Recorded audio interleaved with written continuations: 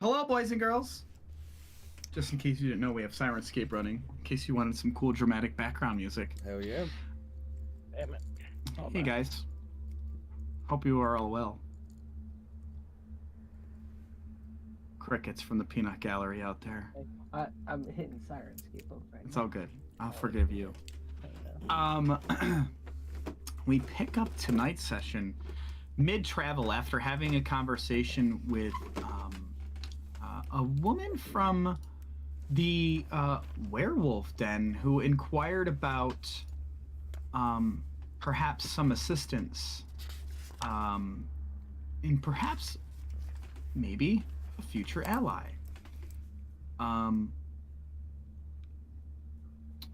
Having kind of coming across a youthful werewolf and returning him back to the den, Zulika, a woman who seems to be torn with her husband, kind of having a beef and a difference of how the pack should be ran against the pack leader or the alpha wolf, Kirill. She inquired the party to, hey, if you go to Strahd's castle, if my husband's alive, save him. If not, bring his corpse home and help me usurp the leadership that is currently running this wolf pack that she essentially promised you all assistance in the battle or the strife against Strahd. Currently, the party had left and is heading a little bit south. I opened up the map for you guys so you guys can see. Heading back eastward towards, I assumably, Castle Ravenloft. But I believe the party's first decision was to stop off at the Vistani camp at the Tesser Pool. I believe it's pronounced Tesser Pool, or it's some weird pronunciation where it's the TS is silent like tsunami, so maybe it's Seer Pool. It might be that. Maybe Sir Pool. I think yeah, that's probably accurate. But right now we're at this point. I'm going to sync your guys' view so that way you guys get forced into it. But just so everyone knows, Magnus is watching from the shadows. In the meantime, in case you're curious of what size shirt or jacket I wear a beautifully sized medium. Not a schmedium, medium. No Schmedium too small. Schmedium too small. No schmediums. But- No schmediums. No, schmedium is too small.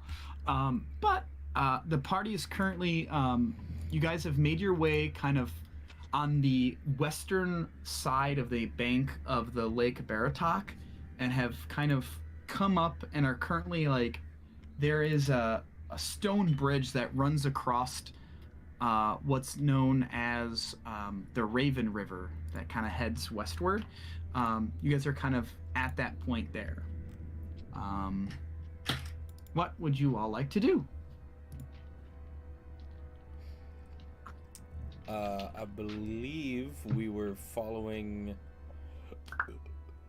We were gonna follow the path, the normal path, until we reached a point to kind of like go around Valaki. Okay. Does that sound right, everybody? Yes, no, maybe so. Yes, I think we had to go. We either had to go up, to the lake shore of Lake Zarovich, and go that way. I don't know if that like Valaki extends all the way to the shore, or we would have to go around that like giant forest and like follow the Luna River that way. I'm pretty sure Valaki is only. I can't move this circle. Oh, maybe I can. I think there's like a little dot in the middle. There we go. Valaki is really only like that, isn't it?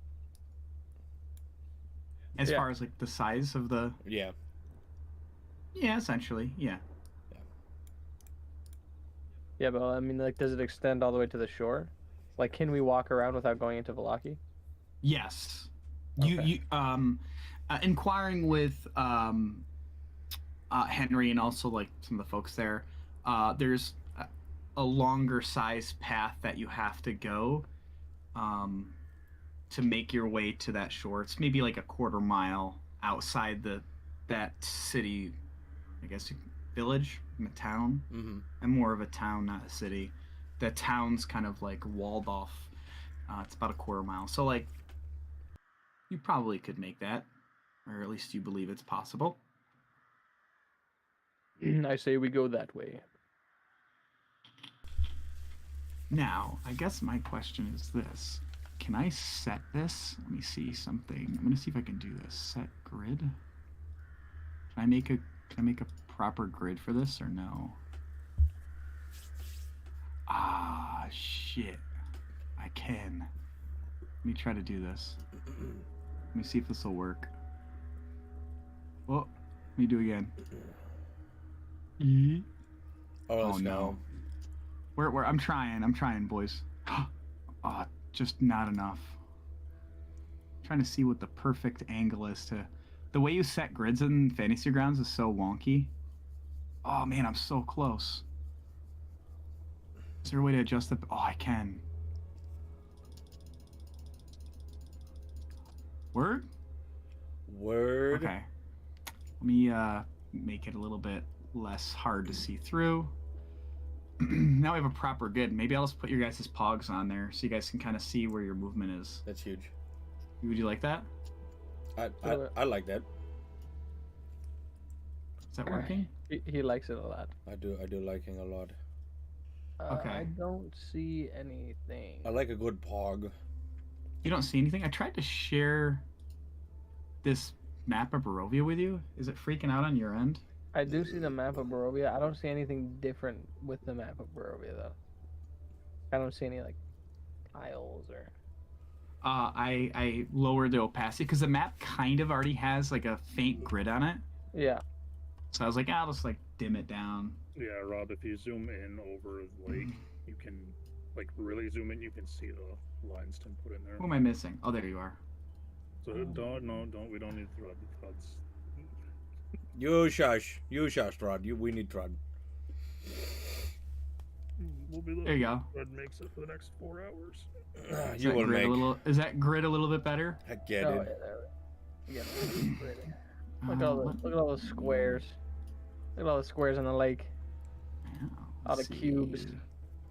Drawing mode. Erase this. So we go like in a general this way direction. All right. So, you guys are at the bridge. You guys just gonna continue along this like road southward? I think that. I figured we would probably go like up through here, yeah. What is this dotted line and then the solid line? What's the? The solid line, and you kind of notice this as you're traveling after you've received the map. The solid line is more of like an established road that has like proper pathways that are more traveled. The dotted ones are kind of like, especially when you came through that upper road to head towards that Van Richten's tower, you could tell it was more of like a path than a road. It was more of like just like not brush, but like there wasn't stone. Like you can see some areas in the main road actually have like actual cobblestone and stuff for it, whereas the one road that you cut up along like through the woods was more of like kind of like almost like a four-wheeler trail essentially. Okay. It's more or less just kind of like established roads and like how they're maintained. As you guys make your way to, I'm gonna use Kane as like the proper like position for your team since like Magnus can't control anything. As you guys kind of continue along the road, you make it to the crossroad here. As you guys kind of walk and approach, there's a sign that kind of points southward, and it says, what is it? What is this one? Solenka Pass? Solenka. TS. Solenka Pass. Oh. And you, like I said, you guys have the map. so you guys can kind of see, like, you can gauge where you're at and make a better decision in terms of essentially like where you can actually go and do things. Well, that's not working properly. Let me get rid of that. I think they made some updates to some books and it like broke some of my links in the bottom, which is hilarious. Because why not? Why wouldn't we? Why wouldn't we do that?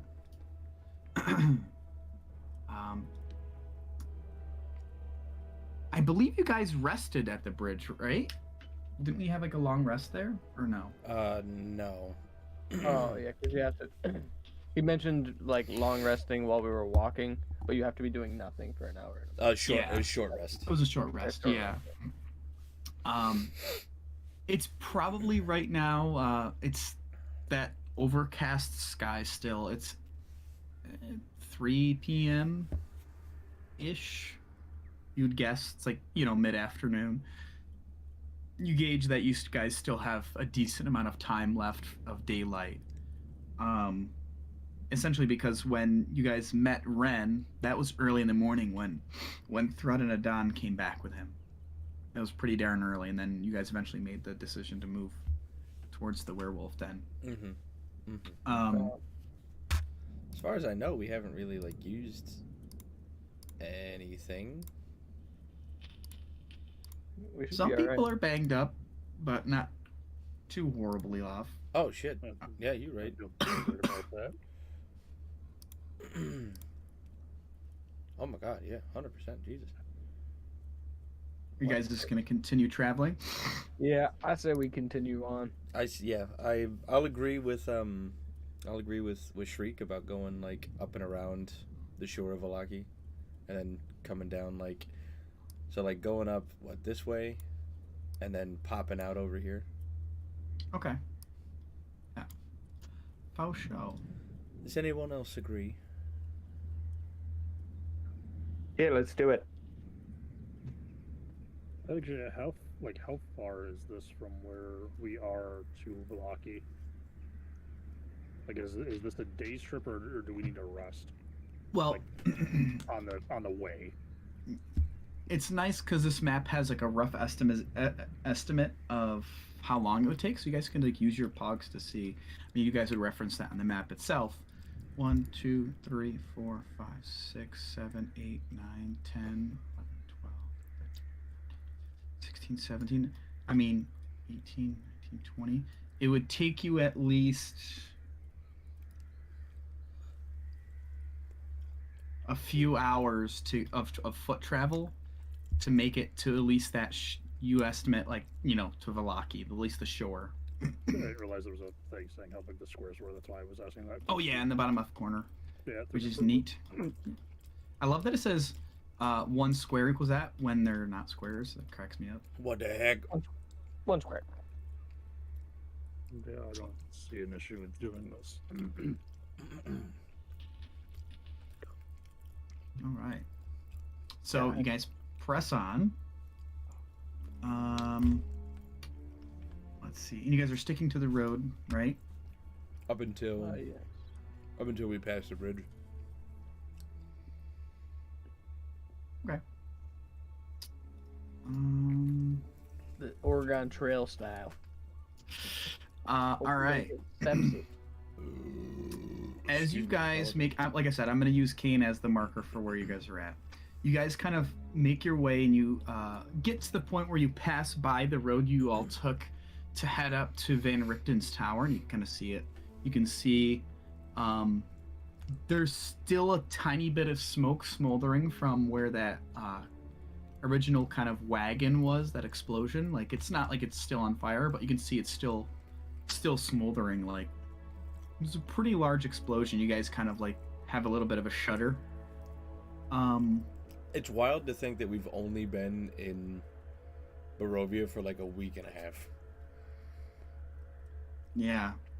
You guys are not playing around. Let's see. Oh god.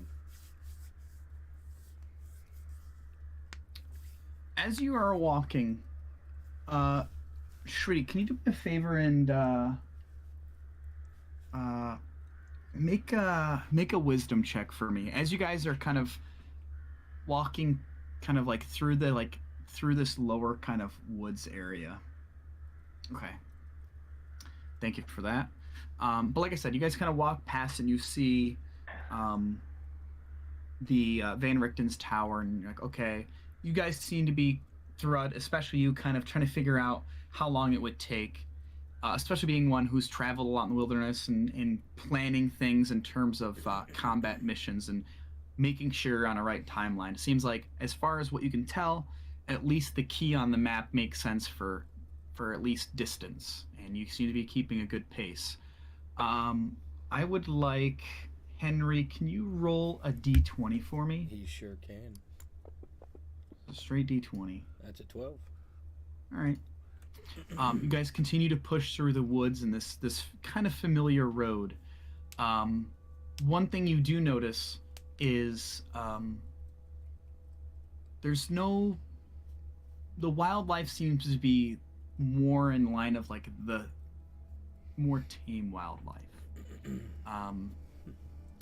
which is different than the first few days you've spent in Barovia, where as you were traveling these roads, you got that sense that you were always being watched, and from the corner of your eyes now and then you could catch a glance of a wolf or a dire wolf or something unidentifiable kind of parallel traveling in your path here and there, and then when you try to focus on it, you can't see anything. But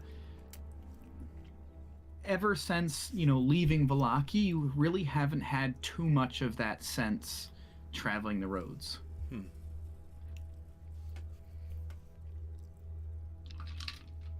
I'll keep that in the back of my mind. You continue to press on through the woods in this kind of like a little bit off beaten path, and eventually you come to that T crossing, the Luna River crossroads, and once again you can see that X intersection kind of displaying what the different areas are, what the different roads are. Are you guys going to continue heading eastward across the bridge? Yeah, as long as it don't be looking. How can I tell how deep the river is? Maybe we could just cross the river instead of the bridge. Okay, Why? make it. Why do we gotta do that? I don't know. I'm just asking. As you walk up, make a perception check. There's 11. There are some rocks that peek through underneath the kind of near the bridge, but it's hard to tell if it's big rocks or if the river's shallow.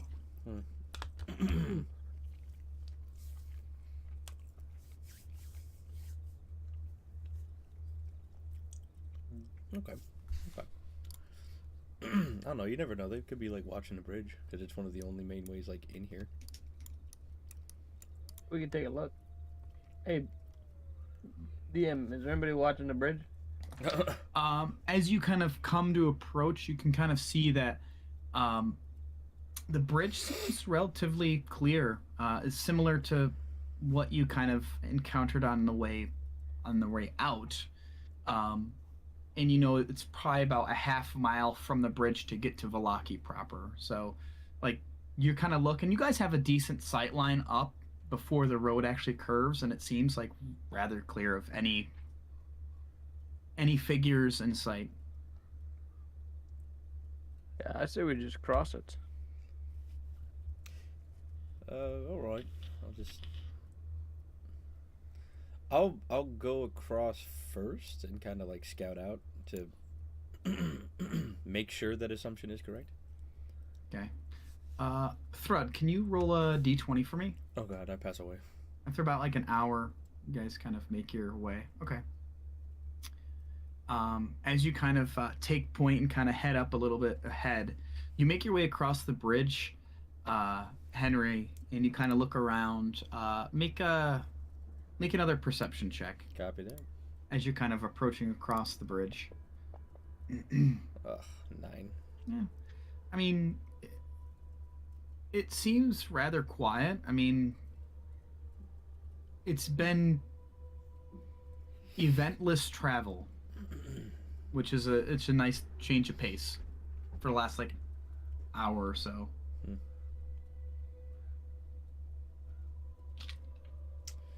Strange. Are you going to be heading up that shoreline on the other side of the bridge? Yeah. Okay.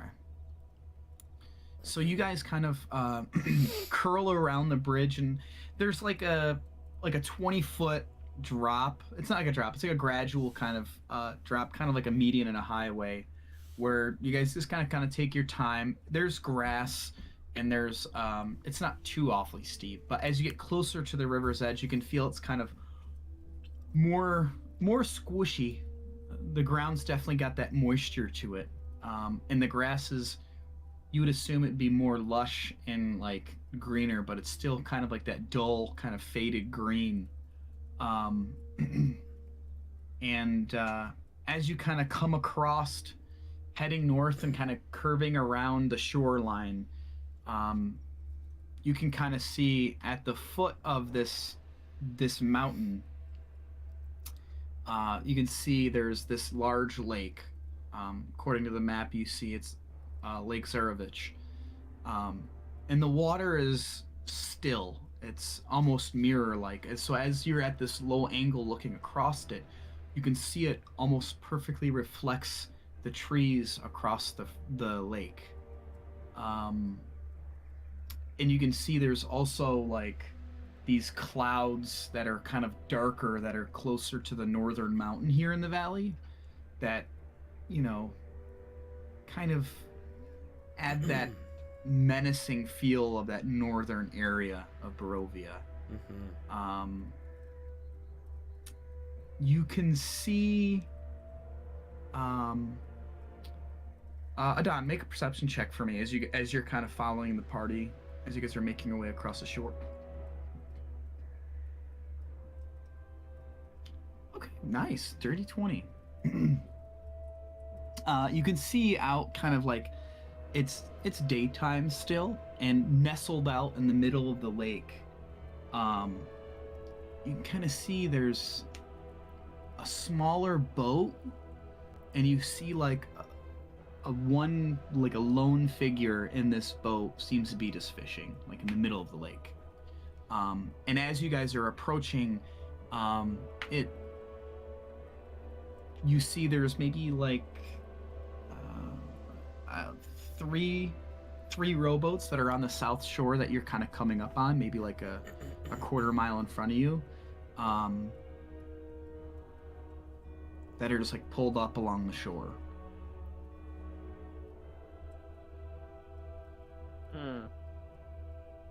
Is there anything odd about the fisher?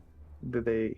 I mean, he's probably like almost like a mile out from shore. Yeah. Maybe, honestly, probably closer to maybe 400 or 500 feet, to be honest. I mean, as far as you can tell, it's just him out there fishing.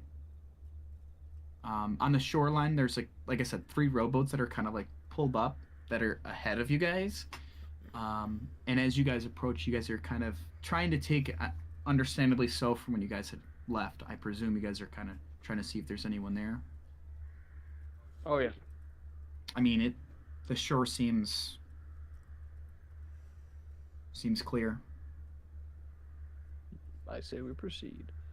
Just keep your head down. There's somebody out there who could see us. I will proceed stealthily. Are you actually? Okay.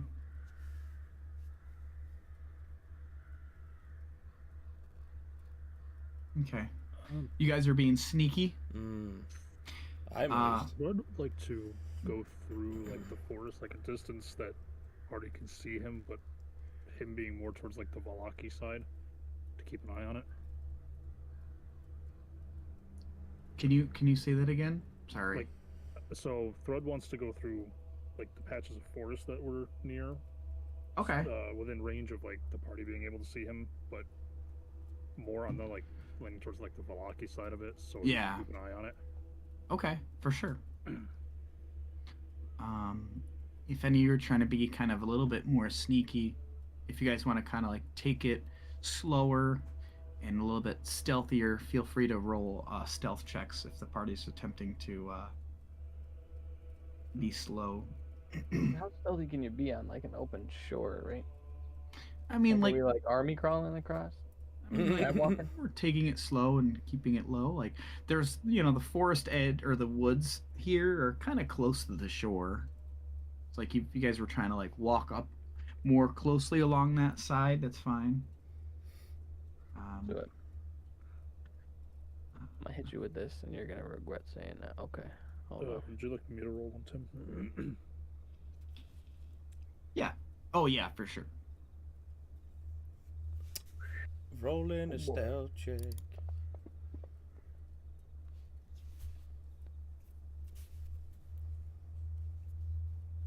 Okay. Not horrible. As you guys kind of approach, you guys don't see anybody else besides just the person out in the lake fishing.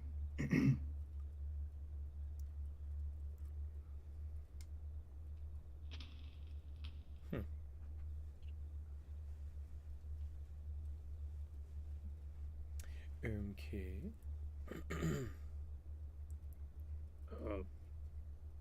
Do I notice anything like sound-wise, mainly from Valaki at this point? Like, do I hear anything?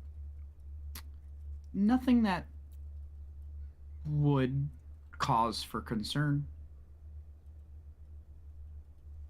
It's relatively quiet out here, especially in the woods. Like,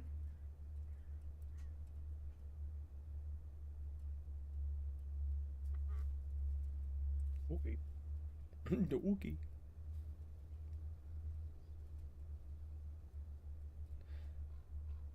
I'm gonna continue. I'm gonna continue ahead and just scout, make sure that we don't run into anybody that might be along the shores. We're getting closer to Valaki.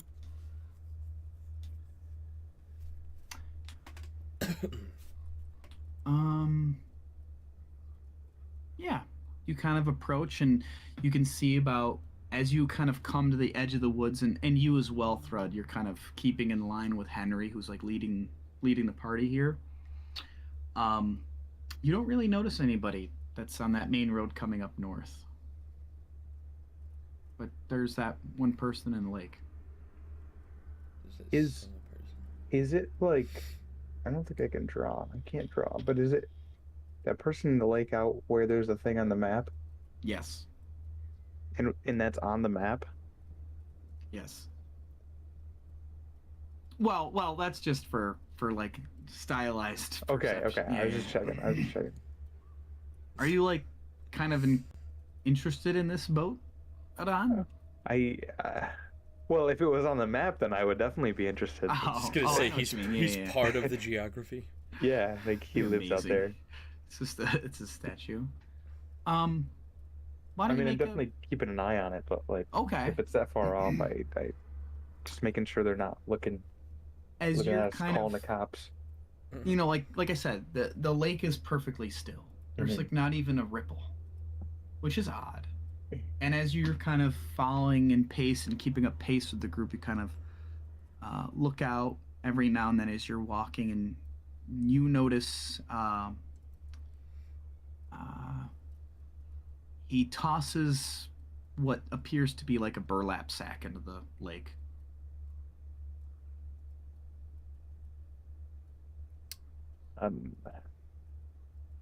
I know this may not be the time for it, but there's a mystery. Do you guys like mystery? I'm already like, I'm not even near you right now. So I Turned to everybody else. I was Do you just- guys like mystery? Good brain teaser. What, you got a Sudoku? Sort of. I'll give you a Shriek brain doing teaser. Sudokus. If there's a sketchy man out in the middle of a lake throwing stuff into the lake, should somebody check it out? I'm gonna use my eagle eye aka my Raven dies. Did it see in the past? Try and see what's going on out there. After Adon, you see this and kind of speak up to the party.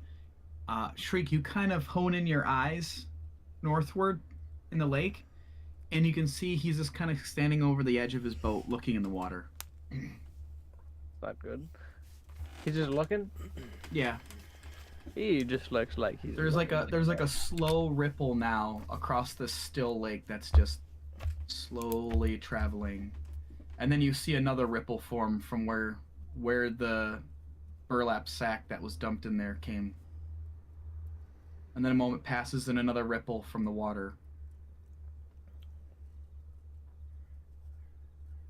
So who's It good does on a look boat? Fishy. Well, it is a lake. You. A little fishy looking. My swim. Nope. There There's is no boats. swim. I saw some boats. You know how to boat? Oh, I mean, boating sometimes leads to swimming, if you know what I mean. Mm. Well, only if you're not good at it. Yes, and I am not good at it. I am not good at Thrud? it. Thrud, can Oh. you boat? Thrud is capable of boat, but Thrud is keeping pace with Henry at this point. Can you talk to him in his head?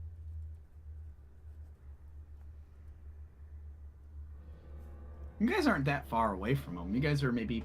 I know, but we're trying to be quiet, Sneaky. you know. Yeah, Hold on, that's fair. Yeah, I'll brain talk to Henry. Henry, check out your what is it, 9? There's a sketchy guy dropping burlap sacks into the water in the lake. You see that? My ears will twitch, and I'll like just slowly turn my head to look out on the lake.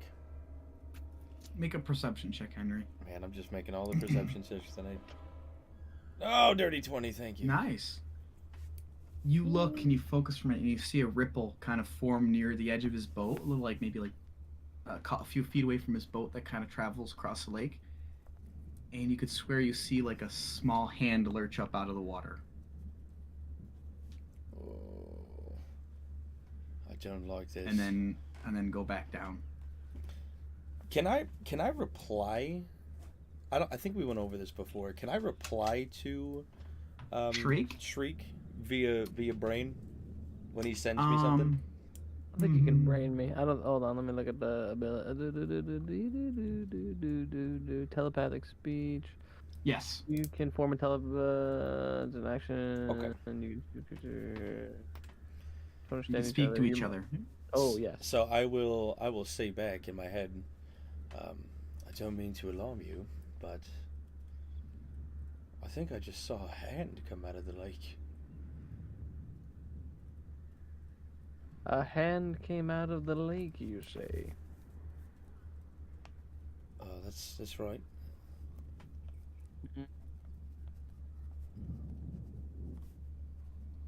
He says he saw a hand come out of the lake, Adam. Oh, Yeah. sorry, Henry. I was talking to Henry. Oh. Wait, what? Henry said he saw a hand come out of the lake. Oh. Well, maybe we shouldn't check it out. Yes, I'm sure whatever he's doing is completely up to. Yeah, there's probably just a fish with a hand. It's fine. I will I'll kind of like nudge Thrud Oh, good. and kind of point it out as I'm seeing it. Like, Captain, take a look at this. Would you like me to roll to see if Thrud sees it? Sure. Roll perception. Roll insight to see if I'm truthing. 14, not bad. You kind of from the woods, you kind of peek around one of the trees and you kind of try to look, and you can see the man in the boat is now holding onto the edge of the boat and has one foot out like into the lake. And you can see there's a few more ripples, and then a moment passes by and then the water becomes still. The man is standing in the lake. What the fuck? He's like holding onto the boat and one foot like outside of his boat into the water. My brain is not emotionally available for this kind of bullshit tonight. It appears to be he's holding something underwater with his foot at this point.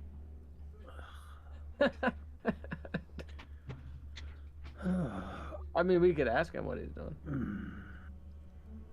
Can you brain him from that far away? I can't brain him. He's got a sniper. He's got an AWP. Brained. I'm not brain him. I don't know him, so I don't really get.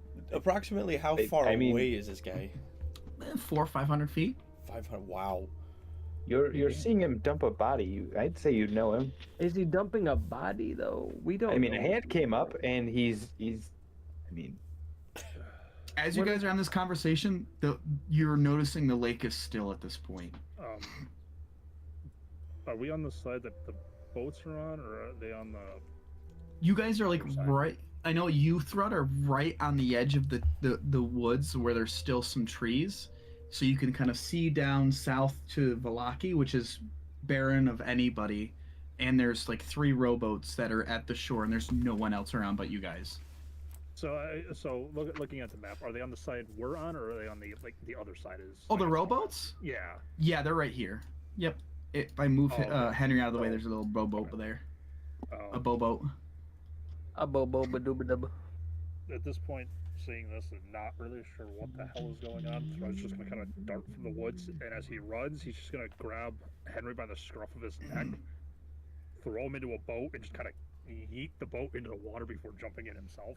Yeah, Okay. I will willingly go with you. Yeah. How long would it take to get to where this is happening with Thrud rowing? If you are attempting to make it out there with haste, I need you to make an athletics check. Can Who I? is rowing the boat? Can I That would be assist Thrud. him? No. It is a small rowboat and there's 2 oars. That would be Thrud. What if So- I use my channel lightning to give him some juice? Kind of like zap him, Yeah. zap him up. Yeah, kind of like when someone's tased and they stiffen up and stay in place. What if I try to do that, but like make it so he doesn't stop moving his arms? I think that's the opposite of how electricity works. Oh, you know what we can, No, do? no, I can stimulate his arms so that they just don't stop going. Oh, you're like a chiropractor. Yeah, there you go. So you have experience doing this. Listen, Oh, I'm from the Feywild, all right? What happened in the Feywild follows you for the rest of your life. Patrick, how many chakra points do you have? I have a total of 5. Or level 5, Just yeah? Yes. Yes, I have a total of 5. There. I added that to your actions, and then that way, as like ammo, so you can click off how many. Oh, thank you. used, Golly. Which would be kind of cool. Huge. I will allow you to expend one of your chakra points to attempt to do this. So if you're gonna try to zap Thrud, you can do that. How many? 2? Just one. Yeah, I'll give him a shot. And then Thrud, I need you to make a Constitution saving throw to see if it helps or hurts. All right, yeah. I'll allow you a athletics check with advantage. As you're like, oh shit! And you're like just boring like a motherfucker. Nice. +8 on that. Jesus Christ. Mm. This man's just fucking speedboat now. Look like a you goddamn guys- jet ski.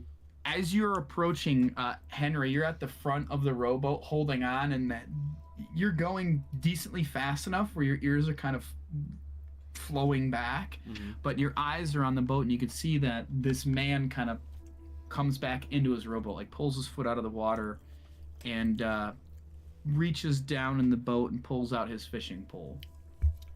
As you guys arrive, you're about 20 feet away from the boat at this point. And the man just kind of just lazily kind of just waves towards you. And you kind of notice as you guys are getting closer, he's kind of like, he's a little bit unstable in his boat. And he's just like, just kind of waves.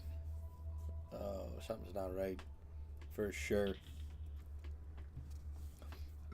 Captain, bring us up alongside if you can. This man has electrocuted me. My arms do not work. He's just gonna do circles around the boat. I guess Thread will attempt to stop near this boat. Yeah. Yeah, you guys kind of like coast now, and you're kind of near the boat, and the guy, you kind of like, he has his fishing pole in one hand and reaches down and pulls up a bottle, and he just pops a cork off of it and drinks his. Good fishing today, man. Excuse me, good fishing indeed. What was Can I well,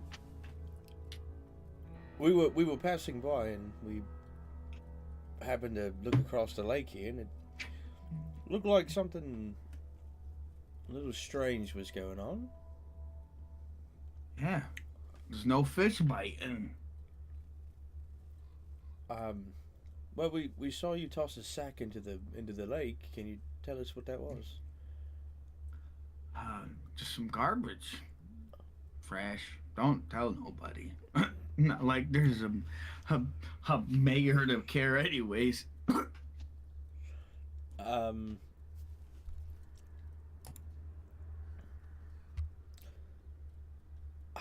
He is like super duper visibly intoxicated, obviously.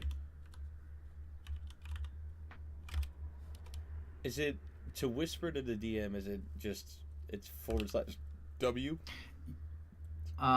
Yeah. /W space GM and then space in your message.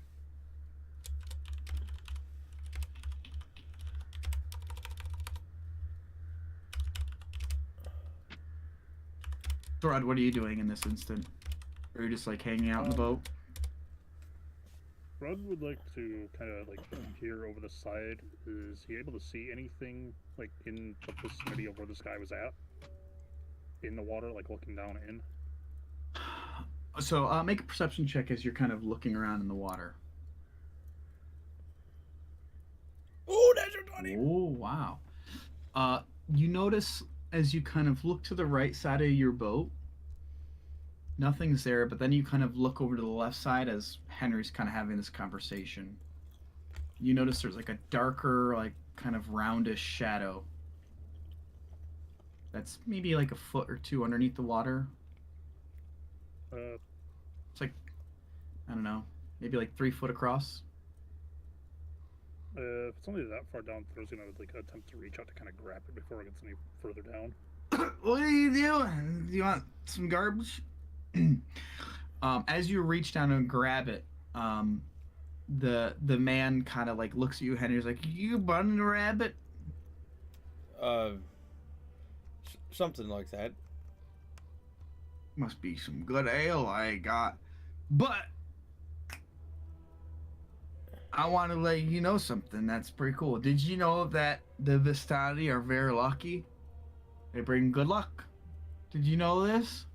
Vistani. Yeah, they're some people say they're good luck. What do you know about the Vistani? They're just like magic people or something. I don't know. I just heard things, stories, magic things. I figured if they gotta be lucky, right? Here they come and go. Thread, as you kind. Oh, go on. Sorry. Insight check. Yeah, make an insight check for sure.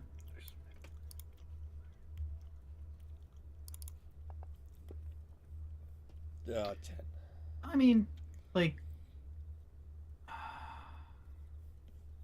a phrase comes to your mind, you know, a drunk man's words are a sober man's thoughts. Mm-hmm. It seems relatively, I mean, as far as what you can tell his intellectual level is at, it doesn't seem to be deceitful. Okay. But as you kind of are engaging in this conversation thread, you pull up this wet, kind of heavier, like 40 or 50 pound kind of sack. Are you pulling it into your boat? Yeah, Fred's gonna look like a fucking claw machine out here, just. Yeah. Kind of drag it in, and then you can see there's like a it's like a It says drag, like throwing able to lift 50 pounds of these. yeah, it's a burlap sack and it's kind of tied off at the end, but there's like a limp hand that's out the top part of it. It's like sticking out the top. I will attempt Small. to just kind of rip it open. Oh, Easy enough. Before he does that, I will get. Well, never mind. I can't see it yet. I'm assuming. Well, I mean, it's a small rowboat. I mean, Frod's literally just picking this thing up and poof, putting it in the boat. I would assume you would kind of like look back to see what the fuck Frod's doing. I'll do a quick, like, if I can see that if I can see that limp hand, I am going to like just quickly unsheath my wakizashi in like one swift motion and cut it open. Okay. As you're getting down to kind of rip it open, Thrud, it's like Henry already kind of cuts the edge of it, narrowly not cutting the hand. I'm just gonna be like leaned over the bag, like slowly look up at Henry, just like trying to kill me. No, I'm just. This is not. Kind of at that point, Thrud is going to shimmy the best he can in this small ass boat, and he's just going to reach out and grab this other guy's boat, like just whatever piece he can get a hold of. Yeah. And he's just going to kind of like look at Henry, do what you can. He's not going anywhere. You see the man just kind of like looks over at your boat, and he's like, "Hey, put that back in there. That's my good luck charm. I haven't had a bite in a week." And Henry, as you kind of like cut the bag open and move it, you can see there's a small child,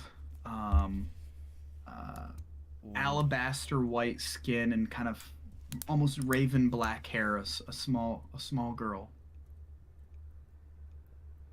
Lips blue, kind of just like limp now, kind of like within there. I am in shock. Eyes will glaze over blue, and with unnatural speed, I'll just bring my sword to the chin, like under the chin of the fisher dude. Okay. Who are you? I'm just fisherman. You call me Bluto. Now, I ain't got no problems here, man. You're out here dumping bodies into the lake? Not just anybody's, just good luck charms. Where did you... Do I even want it? If you're asking me if I did anything weird with that, you're out of your mind. Did you kill these children? This is one little good luck charm. I don't know what you mean. What do you mean, good luck charm? I just told you about it. The Vistani, they're good luck charms. You know, I haven't had any good bites in a week, and I thought, you know, if I sacrifice one of them to the lake, perhaps maybe the gods would help and give me a fish. You sacrificed a child to get more fish. Times are tough, man. I don't know what you're eating. You just tried fishing out here? It's real tough. The Vistani, they're just mysterious, and I don't like them. But I will use one to help get some dinner on the table. Electricity starts to jump back and forth between Henry's ears, and in this lower grumbly voice that does not sound like him, Thrud and anyone else in the vicinity will just hear, "This evil cannot stand," and I will Oh, hang on. attack I got a him. question. how big is this man? Like, is he like fit? Is he like a frail sized man? Hey, it's like, I guess two shakes of the wind. I don't know how I was gonna say. He's Well, the way I'm asking, rather is he a skinny. built guy?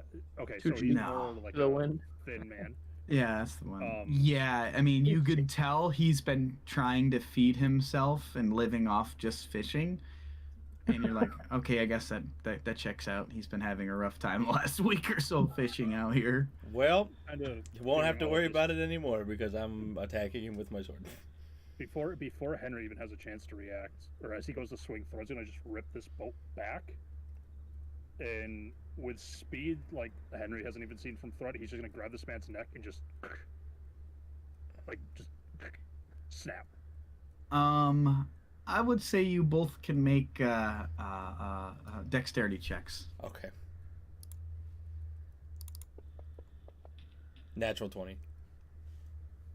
Oh, Oh my goodness. Thrud, I was like, Unnat dude, 20. tell me. Well, Or as that's you strength for me.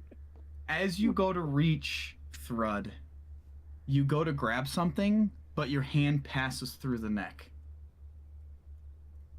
And suddenly you realize that your hand's just covered in blood as the head just and drops into the lake. As you just see this flash of like steel kind of blast through the air. Kind of feeling my hand go through. Thread's just already kind of processing what's occurred here. Henry is going to watch as Thread's hand just kind of flips on its axis, comes back, grabs. I don't even know if this man's wearing like a shirt or anything. Yeah, he's got like essentially like rags on.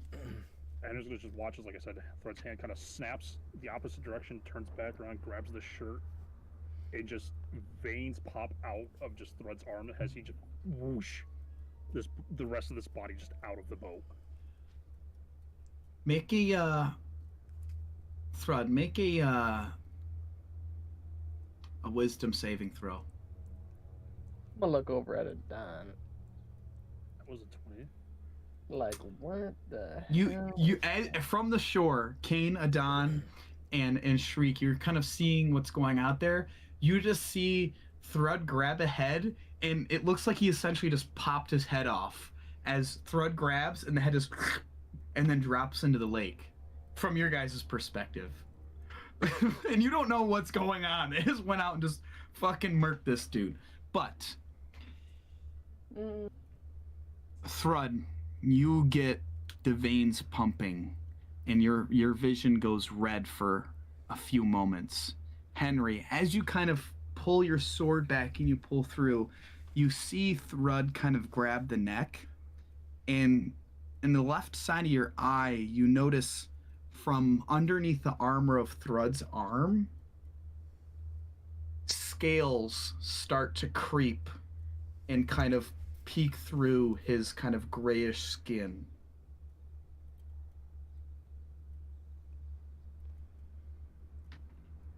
And I've noticed this before, haven't I?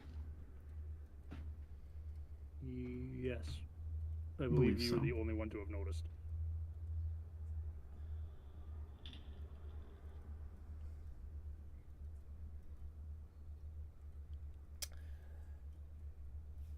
The lightning will subside and my eyes will come back to normal.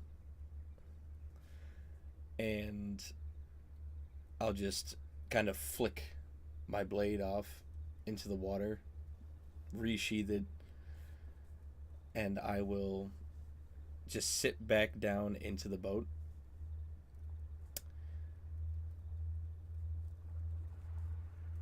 And I'll fixate on that arm.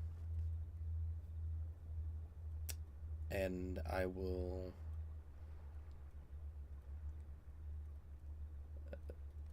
Captain, I never got the chance to ask, and you don't have to tell me. But I've noticed you become a little different when we're in the heat of combat, or when you have an overwhelming urge.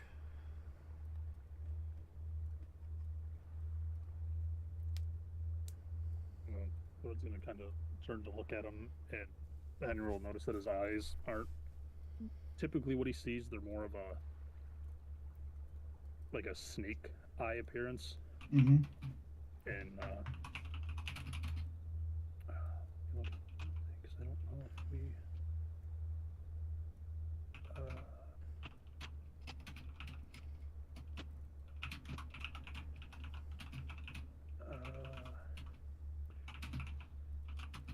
And Henry will kind of also notice that Thrud's canines are a little bit longer, like sticking out over his upper lip a bit. I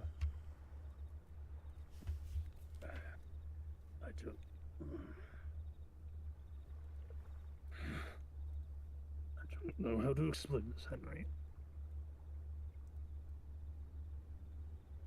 All I know whatever these are, and Throat's just gonna kind of motion his arm that's got the scales coming up it. They belong to my mother, whatever she happened to be. I don't know the reason I was kicked out of the hellhole. And turned me into the man I am today. About as much as you do, but both a blessing and a curse, I guess.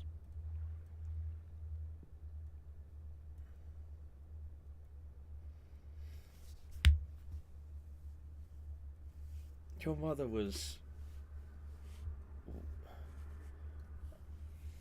Do I, with that information and my background in the Fey realm... Mm-hmm. Oh.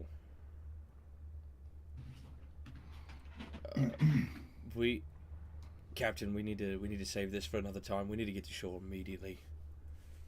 This girl is still here, but she's not going to make it if we don't. I'm clearly not the best situation to try to help somebody. Not you. If we can get her to Well, Adon. if she's as dire as you say, I'm not in the best condition to try to keep her alive on this boat ride. I will keep her. We have to move, and I'll get up and I'll shock him again. That's gonna kind of like pommel across the face, just like quick bam. As soon as you do, you're still getting shocked because I am the living embodiment of electricity right now. Want to go with advantage again? Yeah, the race was more to get out there quick. You guys race to shore, Thrud. And Adon and Shriek, you guys kind of see, and Kane, see the boat kind of, with expediency, comes up and lands into the sand on the shore.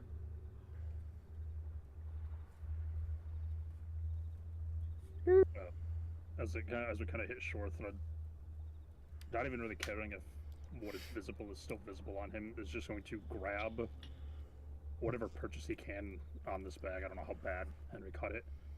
And he's just going to kind of pick it up and turn with it still in this boat and just kind of set it on the ground as like gently as he can, but with urgency. Yeah. Adon and Shriek, you see Thrud pull this bag out of the boat and set it down as the flaps of the burlap kind of open up. You can see there's a small girl, maybe, I don't know, younger than 10 years old, kind of just laying there. Blue lips, kind of just like sprawled out on the ground. Pale white skin. Oh, do you want to give her beak to mouth? Adon, you I helped don't me think that would be before. wise. You helped me before. Help her. Do what I can. I'll get my little wrench guy out. I'll just give him a little pat on the head, and I'll start. I'll rub my hands together, and I'll start CPR, and I'll cast Cure Wounds on him. Okay.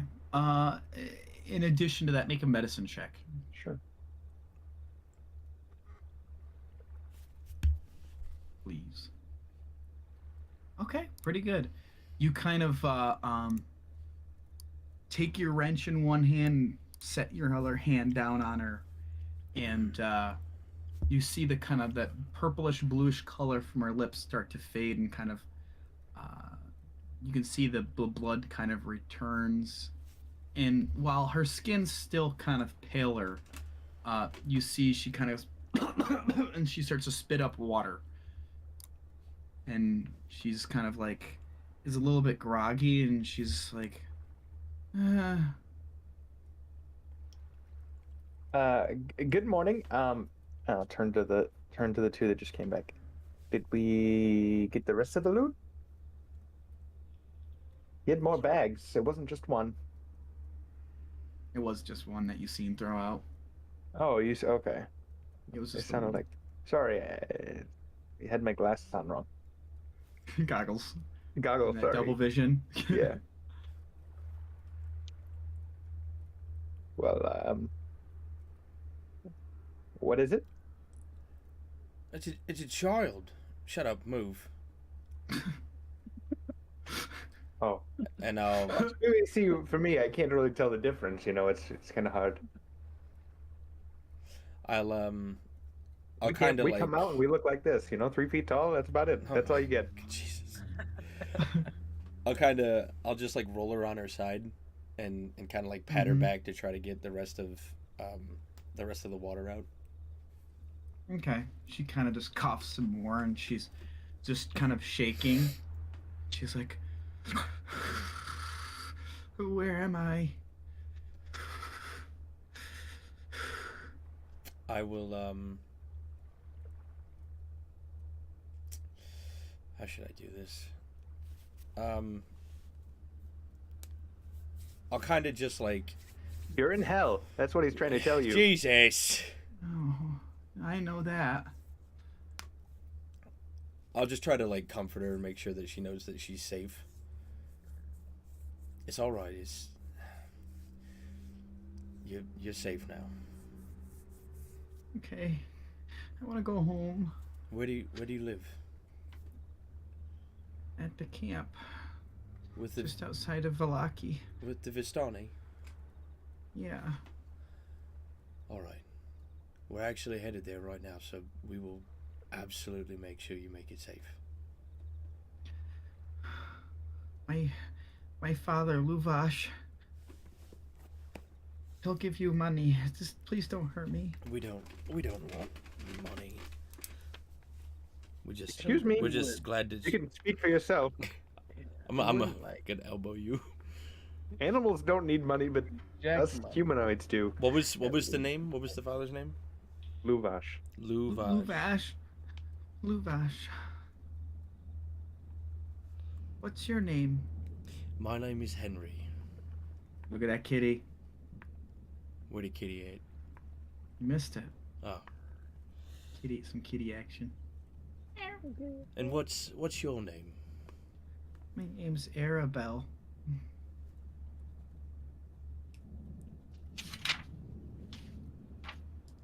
Out of curiosity, would the Yeah. deer hide thread have the dried of any residual blood and stuff that is on it?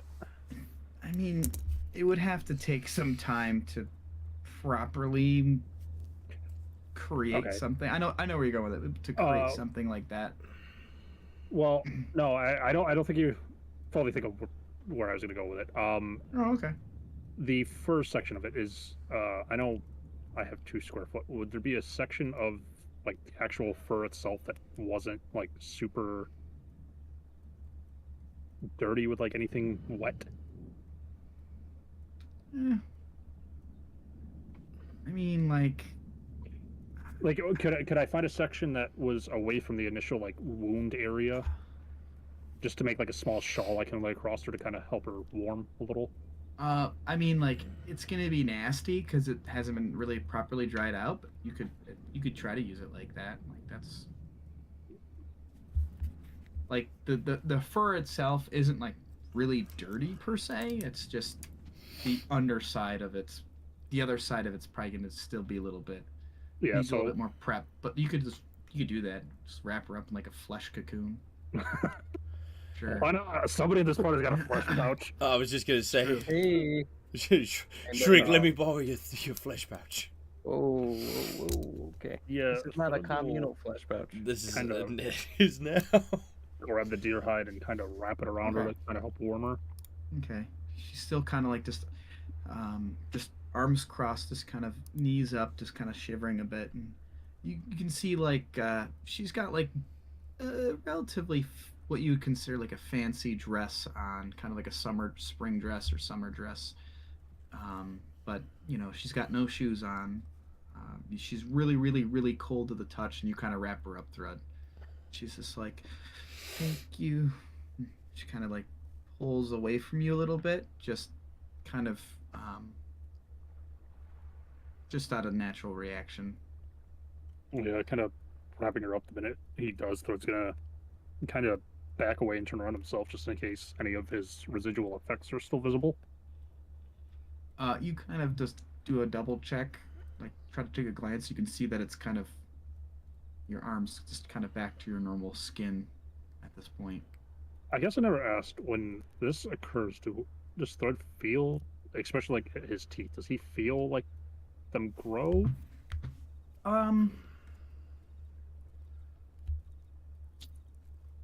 In the heat of the moment, it's you don't really recall. Would he They're kind feel of them kind of almost- like recede?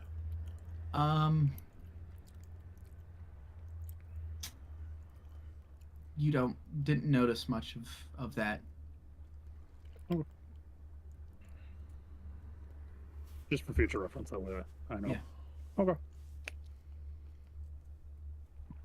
But now that you kind of put some thought into it, you're like, should probably kind of keep that in mind, because like you get that almost that rage sensation. You know what I mean? Like that this your cognitive ability kind of changes into more of a primal state. Is the best I could describe it. It's kind of like I would consider it similar to like maybe sleepwalking. It's hard. Real, I It's feel hard. targeted. It's Wow. hard to recall, but you know, posing that question to yourself internally, I think you'd probably be more apt to kind of try to take note of that. I guess I'll ask the same question for the scales. Does he feel that too? Or is that just I kind mean, of oh like yeah, oop, you sense like you can just Okay. kind of feel like a gentle kind of like pins and needles sensation as that kind of fades. I'm making a note for myself. That way I know Yeah. for... Yeah, that yes, you do notice. And getting electric shocked on the way back to the shore didn't help. But now you guys have a small child, Arabelle, in tow. What would you guys like to do? She's wrapped up, wants to go home. I'll ask her. Do you know how long you've been away from your family? I don't know. As Thread rips ass on her. A For, few, I don't know, like a few days maybe? A few days. I don't know. Oh I'm my. sorry.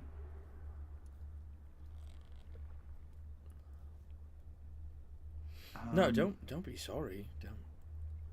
So who's gonna take her into Valaki?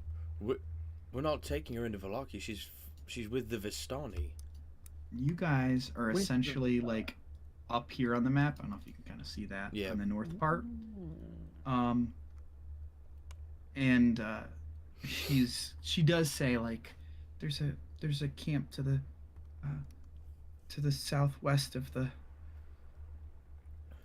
Valaki outside the gates. There's It's in the woods. I can show you. a Just want to go home. Vistani camp. Yeah. All right. But yes, yeah, absolutely. If that's where you live, then that's where we're going to take you. I think I heard somewhere that Vistani are good luck charms, I think. That's what that guy was saying. I don't know what he means. Don't worry about him. Don't listen to him. He was a very strange person, and you don't have to worry about him anymore. All right. And I'll walk alongside her just to kind of give her that extra comfort. Okay. Thread is going to grab what is left of the sack and attempt to find some loose rock and tie it up, and then he's going to throw it out into the lake. Get rid of the evidence. Oh, okay. Yeah, easily done. Kind of gather some rocks and pebbles and things from the shore, and take the drawstring that's in that burlap sack and just whip it about 50 feet into the lake. Ow. Oh, crap.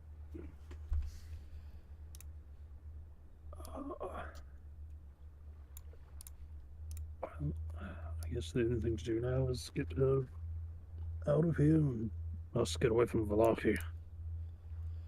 I agree.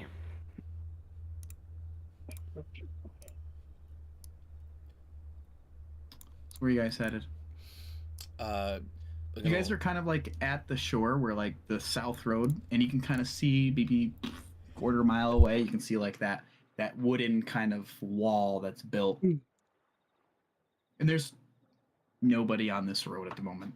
And then to the right, you can see there's the edge of the woods. To the left, there's the edge of the woods, and there's probably about a good 1,000 feet, a little bit more of like a grassland that kind of has like an opening that just leads into the town.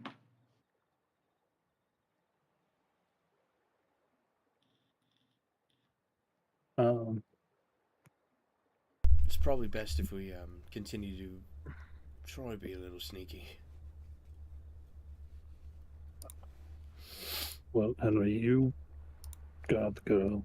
She's honestly our only source of information as to where she resides.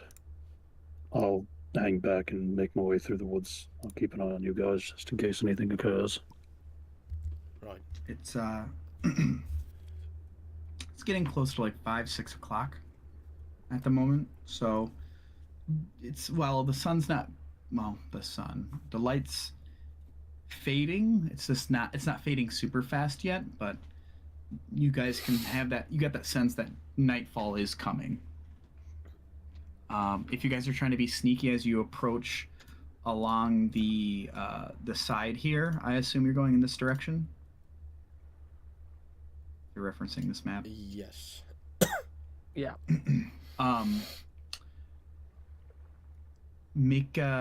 Everyone make a stealth check.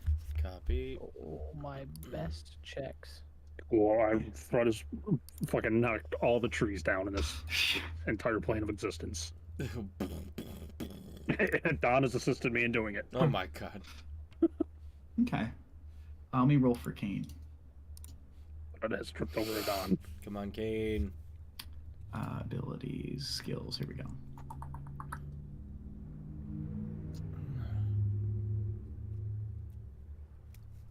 Not bad. He rolled a 10.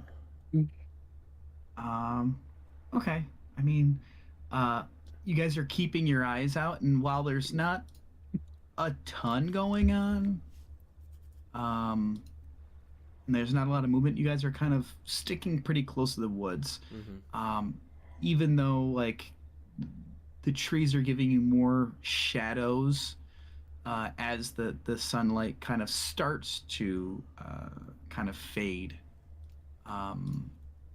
There's still plenty enough light out for you guys to navigate properly without issue, essentially. Let me pull this up here. I got a couple things going on. Here we go.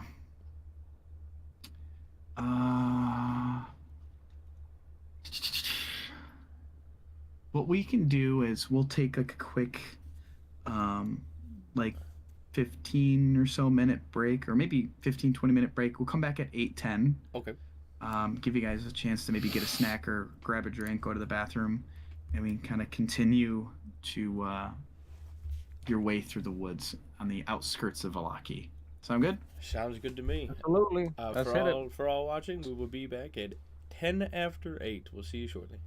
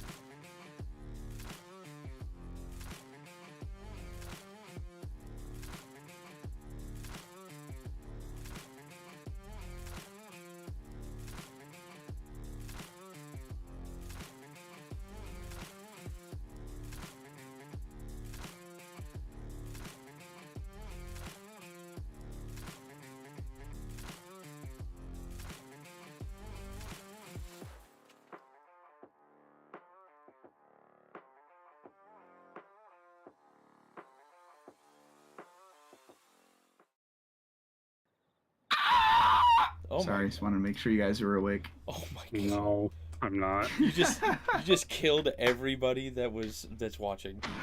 Good. We had like seven. We had Um, like 7 people, and now we just dropped it like 4. Hey, listen. If you can't Just- like us at our best, you can't like us at our scream. If you can't like us at our best, then you can't like us at our. Oh my So. You guys are saying that phrase all sorts wrong, and it hurts me. God. You're welcome. Yes. But coming back, as you guys are heading through the woods outside Valaki to the technically like in the west side of it, it's quiet. As you guys are keeping an eye on like the palisades that are there, you don't really see much movement. Are you guys going to continue pushing through the woods southward? Is Arabelle walking or is somebody carrying her? I'm walking alongside her. Just Did kinda you say giving her where that comfort. exactly the encampment was? To the southwest of the She's kind of the town. Yeah, and she's kind of showing us where it is. She's like, keep going this way. She's like leading you guys.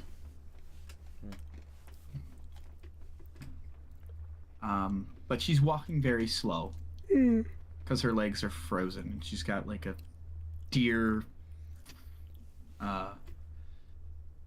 fur wrapped around her. Like she's slowing you guys down a lot, and she's got no shoes on. Oh God. You know what? I will pick her up then. With consent. She's like, could I just like, could you give me like a rabbit back ride? I can absolutely do that. Okay. And I'll I mean, kneel down in she's front like- of her and I mean, she's like a little bit taller than you. Well, probably about the same height. I'm 5 foot. She a little bit, yeah, but that's your ears. But in any case, yeah, she hops on your back, and you guys kind of continue on. And she's just kind of holding around your neck, and she's kind of like pointing you, like, keep going that way. Mhm. You gotta go past the gate to the west. But you guys make your way. You guys get to about here in the woods, and you can see there's a. Let me share that for you, Patty, so you know what's going on. There we go. Yeah. There's an X in the woods. Yep. That's a little bit north. So you guys are kind of standing like in the group of trees, and it's getting darker. It's not pitch black, but it's approaching nighttime. And she's like, "You see over there? There's a little path that leads into the woods. You need to go there." Is she talking about like this one, or Yeah. this one? Oh, she's talking about this one. Yeah, she's pointing more to the west. Okay.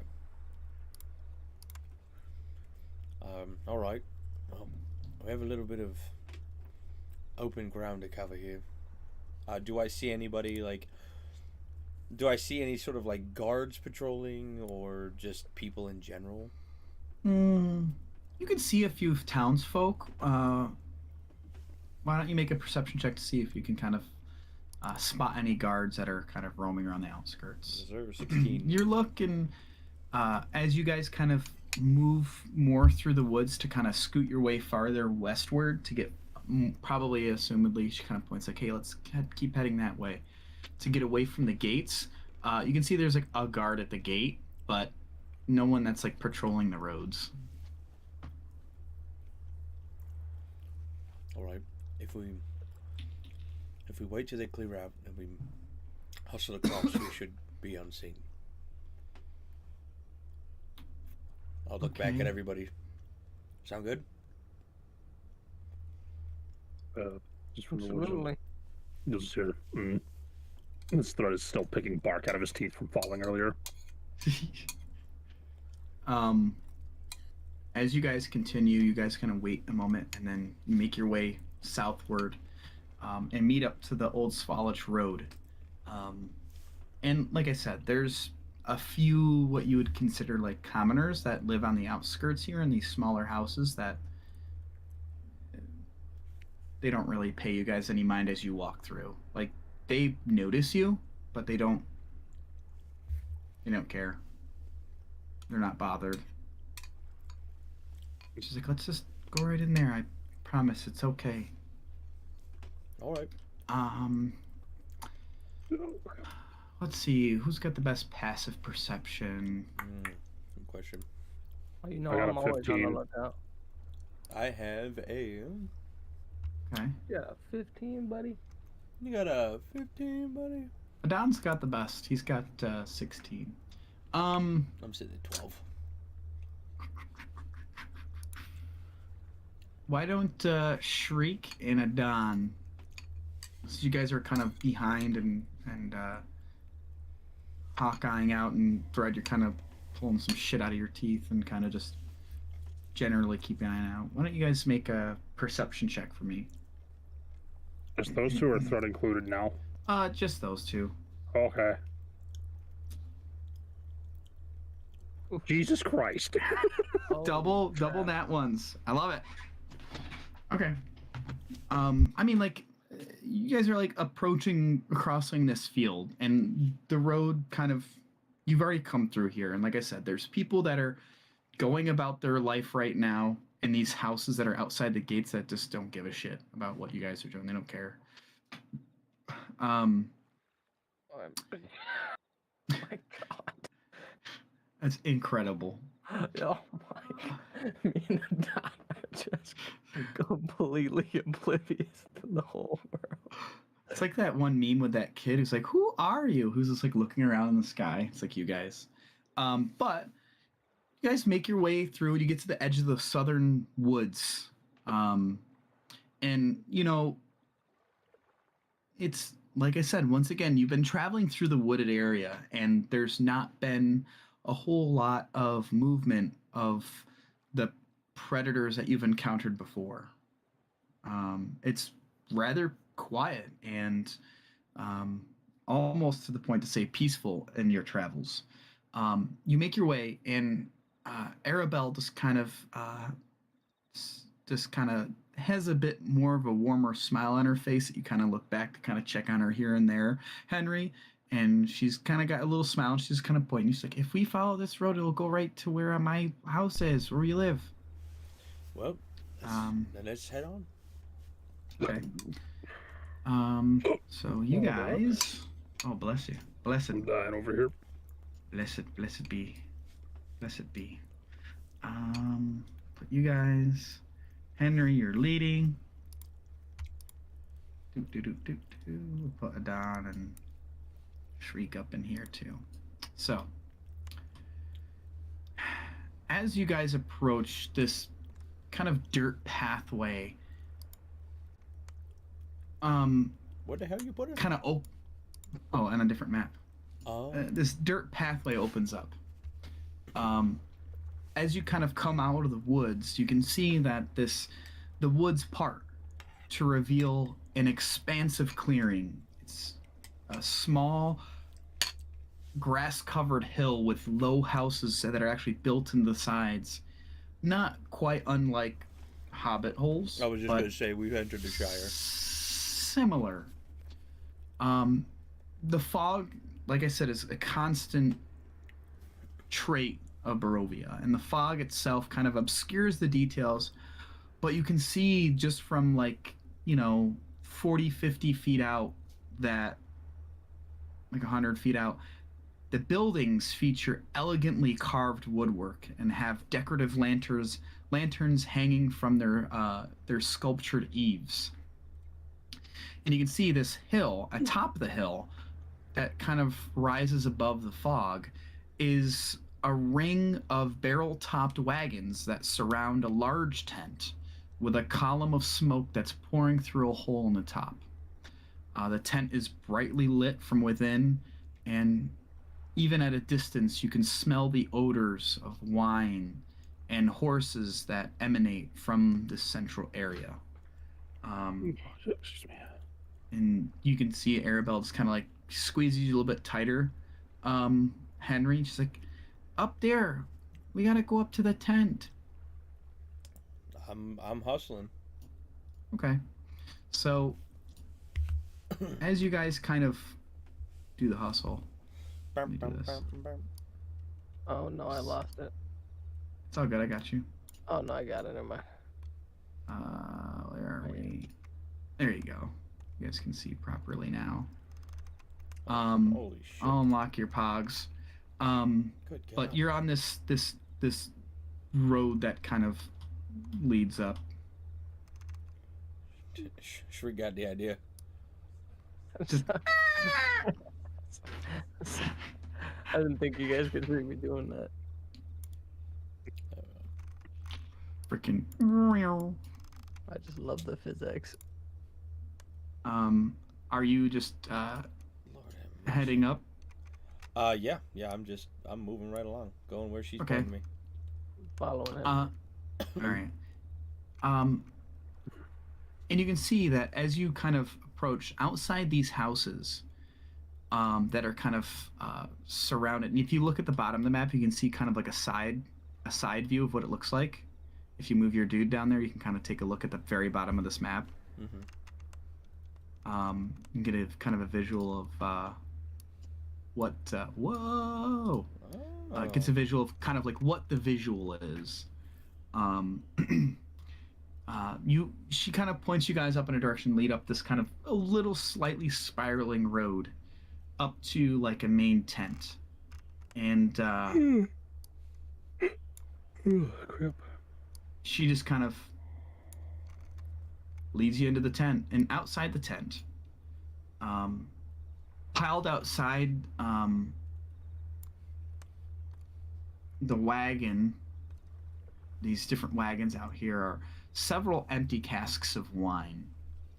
So we're like right here. From inside the tent comes the crack of a whip, followed by the howls of a young man. Ah! Oh shit. 3 sputtering campfires fill the tent. And as you guys approach through the haze, you see 6 Vistani that are passed out in various places on the dead grass inside.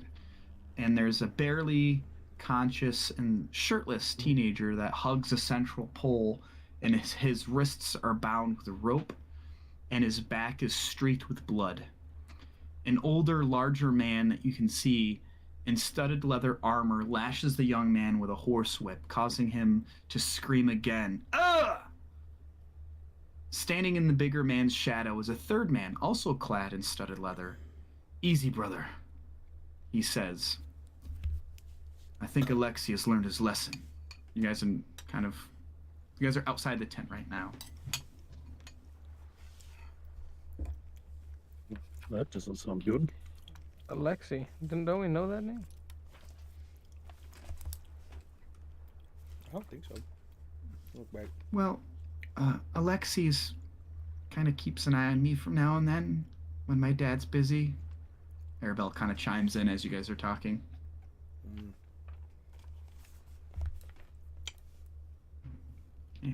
And they're doing this to him because I don't know.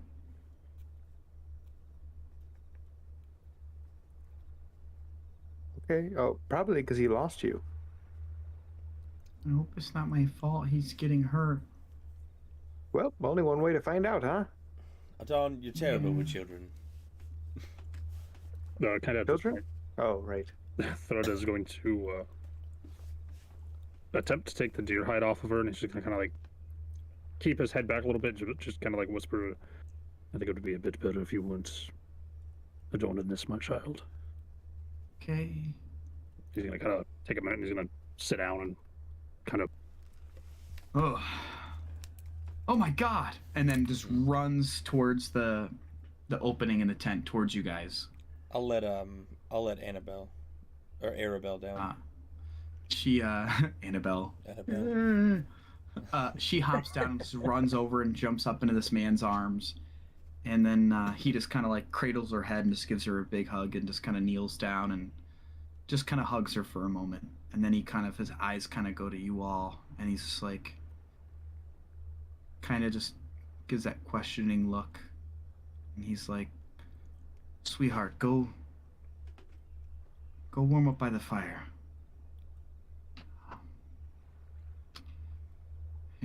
Your uncle will kind of keep an eye on you. Let me speak to these men."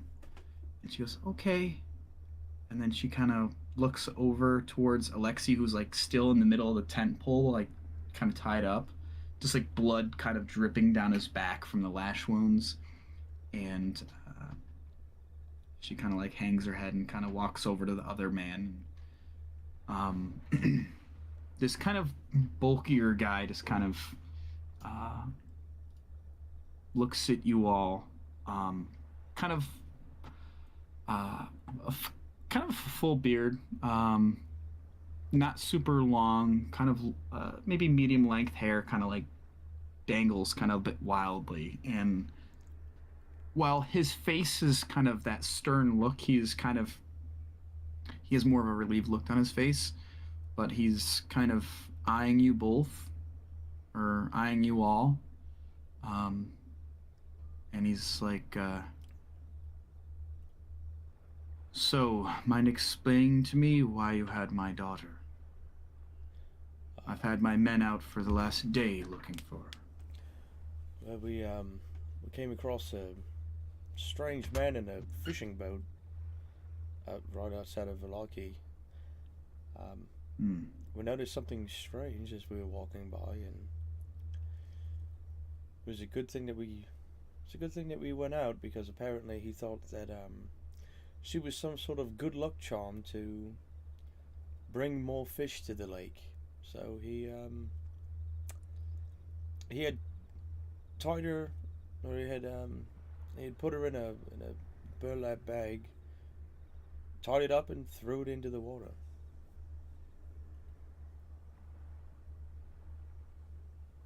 You saved my daughter? That is correct. And disposed of the filth that thought it was okay to do this. All right.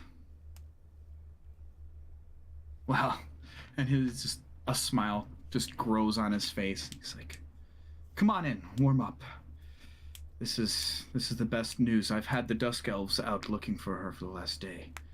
It's a shame they couldn't find her." We'll have to have a word with Casimir. Anyways, come on in. Grab a bite to eat. I'll follow him in.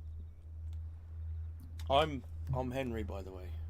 Ah, nice to meet you. Luvash is my name.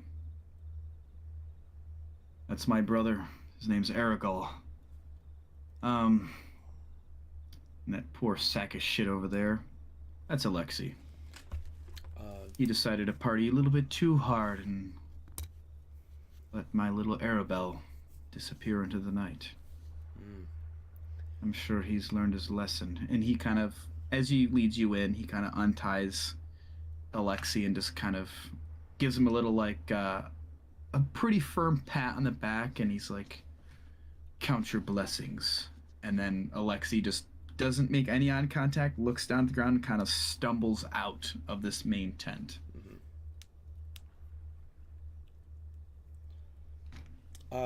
You said you'd had to speak with an individual called Casimir, is that correct?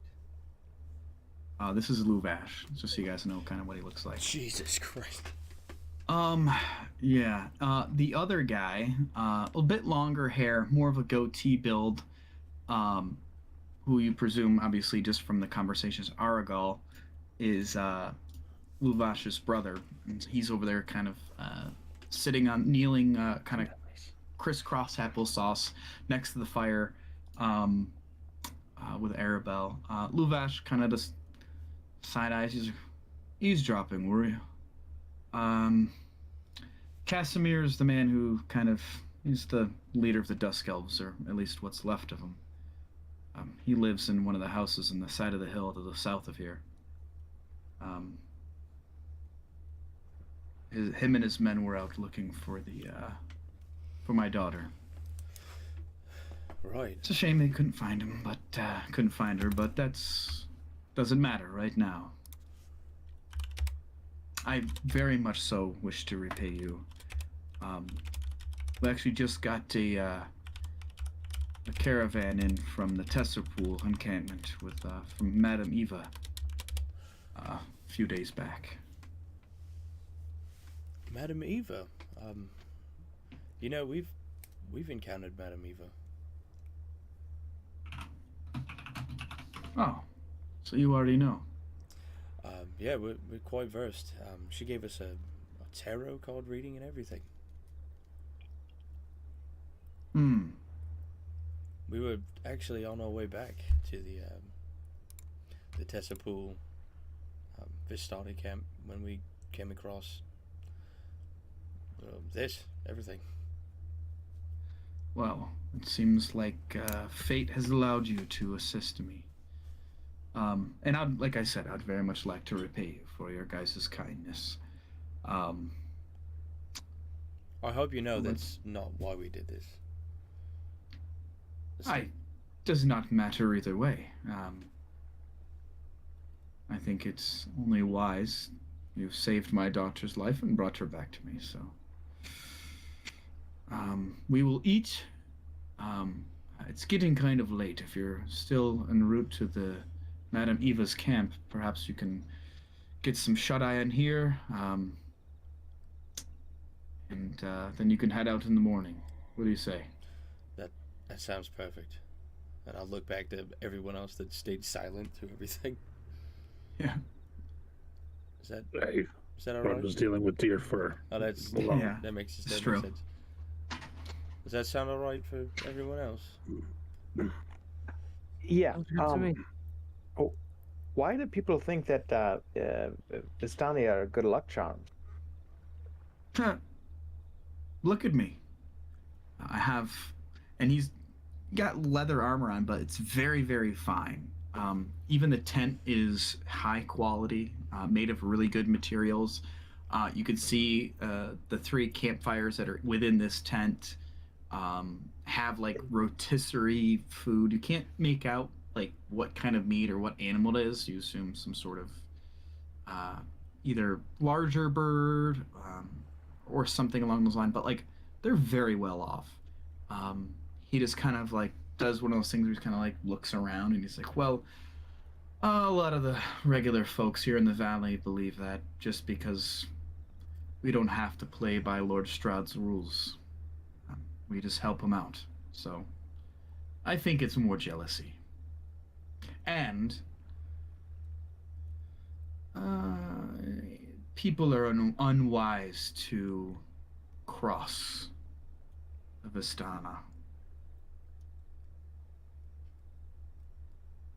There's more than meets the eye. That's all I'm saying. Transformers. He Vistani transforms into a yeah, straight up. Polymorph. Vistani in disguise. Yeah, he's just leads you guys to have some food, kind of like engages in a conversation with you, Adon, and you seem like a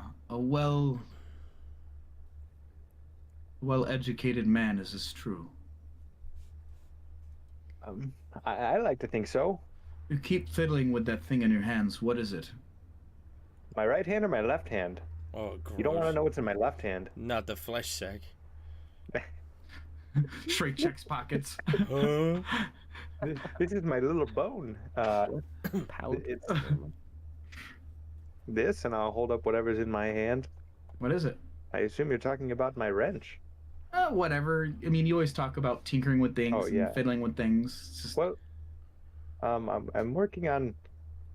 Well, I need to make a wand of some sort, to Okay. source my magic through. So I've been working on this. a and magic user as well. Yes, I'll bring out Okay. this Brings out a turret. Oh Yeah. my god. Just play it like, Levels to brings- 10. what you like get for asking questions. Call of like Modern Warfare 2, no Russian. Oh my Remember, God. no witness. Remember, no Russian. I pull up this needle blight hand, and I'm kind of like carving things into it. Oh, okay. It's like I could have one of my men give you a hand with that. No pun intended. Oh, yes, it wasn't the stick, but it's a stick. You know what I mean? I mean, Hell yeah. It's just to channel the magics. Yeah. The world and the universe we live in is very strange. You're telling me, look at these guys. I point to Yeah, the bird fella. yeah. Well, I guess he's not a bird fella right now, but Luvash just kind of chuckles and just kind of walks by his daughter, who's like kind of kneeling and kind of playing with like a small doll, and he just kind of like leans down and kisses her on the head, and um, uh, kind of asks you. He's like, "My favorite thing to do when I'm outside the valley." What was your name again? I'm sorry. I'm Luvash. me? Yes. Adon with two N's, Oh, that's got a Two good ring A's? to it. and a D. Two A's, two N's. Wow.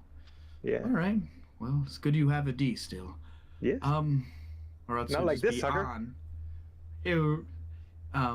But Luvash just kind of goes, well, Adon, one of my favorite things to do when I'm outside the valley is I love to look up to the stars. There are some folk who believe that the stars in the sky are completely different worlds, or they hold creatures. If you connect the stars in certain ways, you can see beasts and figures and gods. Um, it makes you think about the nature of the universe that we exist in. What are your thoughts on that, Adon? Well, it makes sense that the stars are different. I mean, there's ones that twinkle and there's ones that don't, right? The ones that twinkle, they're stars. The ones that don't, they're other planets, right? I mean, Hmm. Interesting. that's what that old guy said, I think. What old guy? I don't know, just one of them probably is probably old. Did you study before in your Not past? not constellations per se, but you know, What just about what about mathematics and science? well, Do you believe there's a connection between magic and science? it Or depends on that the there's day. room? I'm being serious. No, I Having a- understand. I think there can be, but I don't think it's a. I think it's more. It depends on how you look at science, right? Um, to me, science is more the physical world, and if it depends on how you, what type of magic you are. Some people channel their gods. Some people are musicians. Uh, Me, yeah, I studied science, so I guess you would say that for me personally, science and magic are one and the same. As you can see from my creations, and I'll like start pulling things out of my bag. Yeah. It's interesting. I guess my question is, uh, do you believe that um, the science in the universe follow a strict rule set? I've stumbled across something that's piqued my interest, and I've no offense to you, brother. And his brother just kind of like side eyes him. He's like, I just struggle to have an intellectual conversation with the folks that I keep company with. But do you believe that one could manipulate the very fabric of our universe, or at least the laws that we supposedly abide by? I'll tell you something, and it's something I don't quite understand, and this may not answer your question specifically, but before a couple of weeks ago, I would have told you no, but we seem to have teleported here. Uh, we were in one place and then we were here, and Huh. and again, just the other day, we found a teleportation circle, and things just started disappearing. So, I think there is more than we could ever understand. But You don't know what you don't know, am I right? That is true. So, Well, yes, in long, yes. I've spent a lot of time outside the valley, trading, um, taking Oh. care of some things for Lord Strahd, and I've come across something that's interesting. Not sure if if this is something that you'd be interested in, or if you're really able to comprehend it. Why don't you make a like a persuasion check? I guess like a general persuasion check, Adon. Oh, I'd love to. If I can figure out how to do that. Here we are. I always forget. Oh no. That's not bad. Um, he kind of like rubs his chin for a moment, and then he kind of steps away and heads over to like a kind of like a desk or that has like different things with inside this tent that he kind of uses as like a place to kind of keep things. And he pulls out like a rolled up. It looks similar to like a scroll, but like a spell scroll, but it's like a rolled up scroll with some string tied around it, and it looks old. And he kind of looks at it and kind of sizes you up. It's like, listen, you've done a great deed, you and your friends, to bring my daughter here safely. Perhaps I could expand your horizons in what the universe and perhaps what science and magic could do together. And he hands you this little scroll. Yay, but I'm not a great reader. Got bad eyeballs. Yeah. What? Sometimes I see double.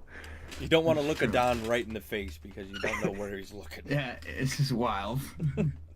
You catch him like profile, you're like, oh man, normal. Right in the face? What the fuck? It's like a little bit related to Danica. Oh my god. Oh no. There are still days where I will think at work about that session and I will just fucking fold over in the middle of work and everybody's like, are you okay? Yeah, no, I'm fine. Yeah.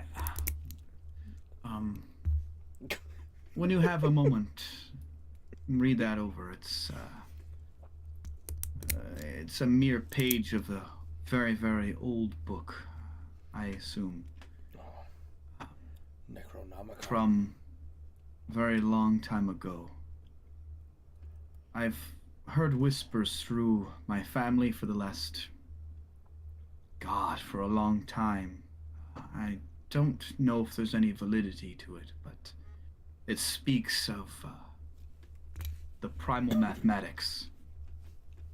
So perhaps that would interest you.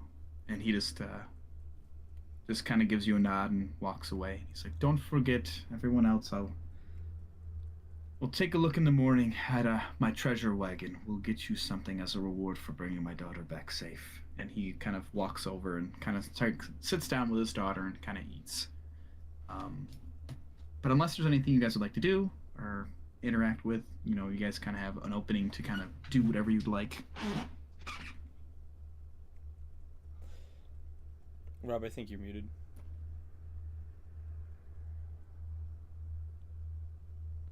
Shrek, hello? Still. Shriek's quiet. He's just eating. I heard him talking in the other room. Maybe was he talking in his Shriek voice or was it his Rob voice? I couldn't tell. Whoa. Oh no. Sometimes I walk in the living room and he's just going full Shriek on me. He's just got his like shirt pulled over his head. Yeah. But yeah, the evening's yours. A few more Vistani filter in. What else is in this tent? I mean, more or less, it's kind of just like a hangout tent. Like, it seems to be like a spot for shelter from the rain. Like I said, there's 3 campfires. All have some sort of large piece of meat that's cooking. Um, a few more like nondescript Vistani are kind of within the tent, um, drinking and just having conversations and um, like you get the sense that there's a quite a considerable amount of respect that's been earned. Yeah, the old cat pressed a button on my preamp and turned off. Oh, I knew it. that kitty was asleep and then was like, boop. Pushed a button with his foot. Oh, that's funny. But yeah, you guys are just kind of hanging out for the night. I mean, it's definitely dark out now. And he's been offered a place to stay for the night to hunker down until you kind of continue your next leg of the journey. Absolutely. All right. Yeah, Shriek would like to polish his pearl, if you know what I mean. Yeah, oh, Yeah. oh. Oh yeah, you kind of take it out.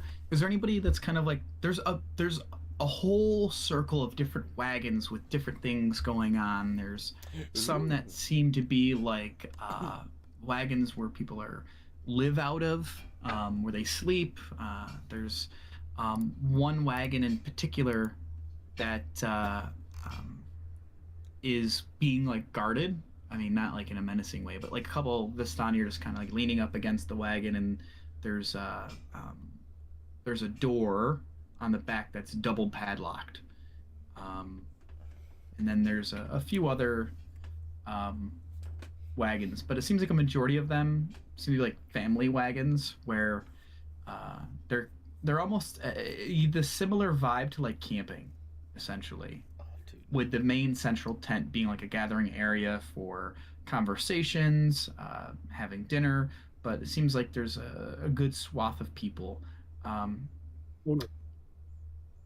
But I wasn't sure if there's anything you want to do. Like, and there's a slew of horses that are out and around this area as well that are, eating, kind of loitering around. They're like kind of tied up. Does it look like? But it's like, oh, go on. Does it look like any of these people are selling anything right now? Any of these like carts, merchant carts?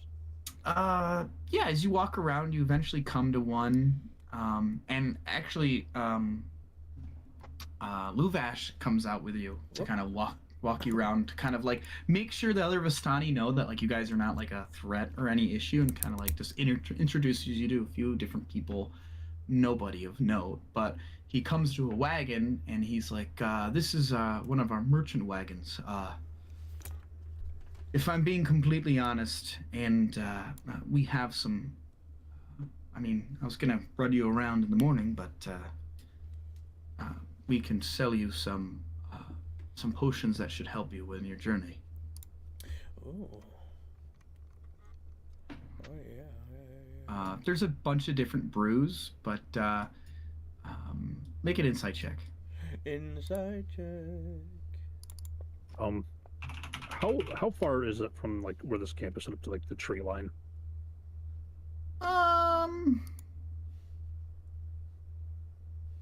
It's a good distance. Like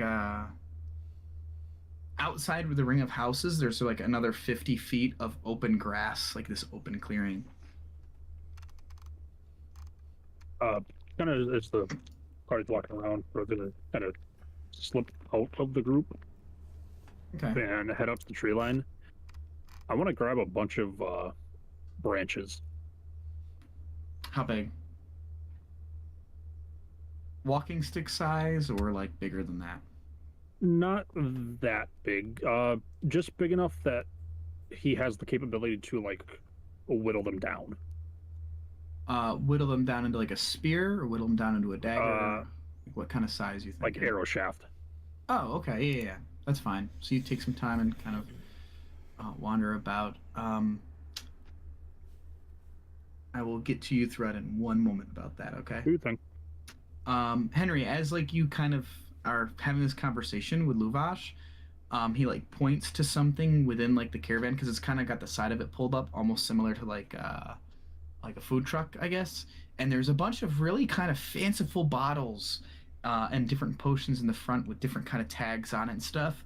but he like points to the Vistani inside and says, "Grab the good stuff," and grabs like this kind of larger kind of crate. It's about the size of a milk crate, but it's like a double wide, so it's pretty big.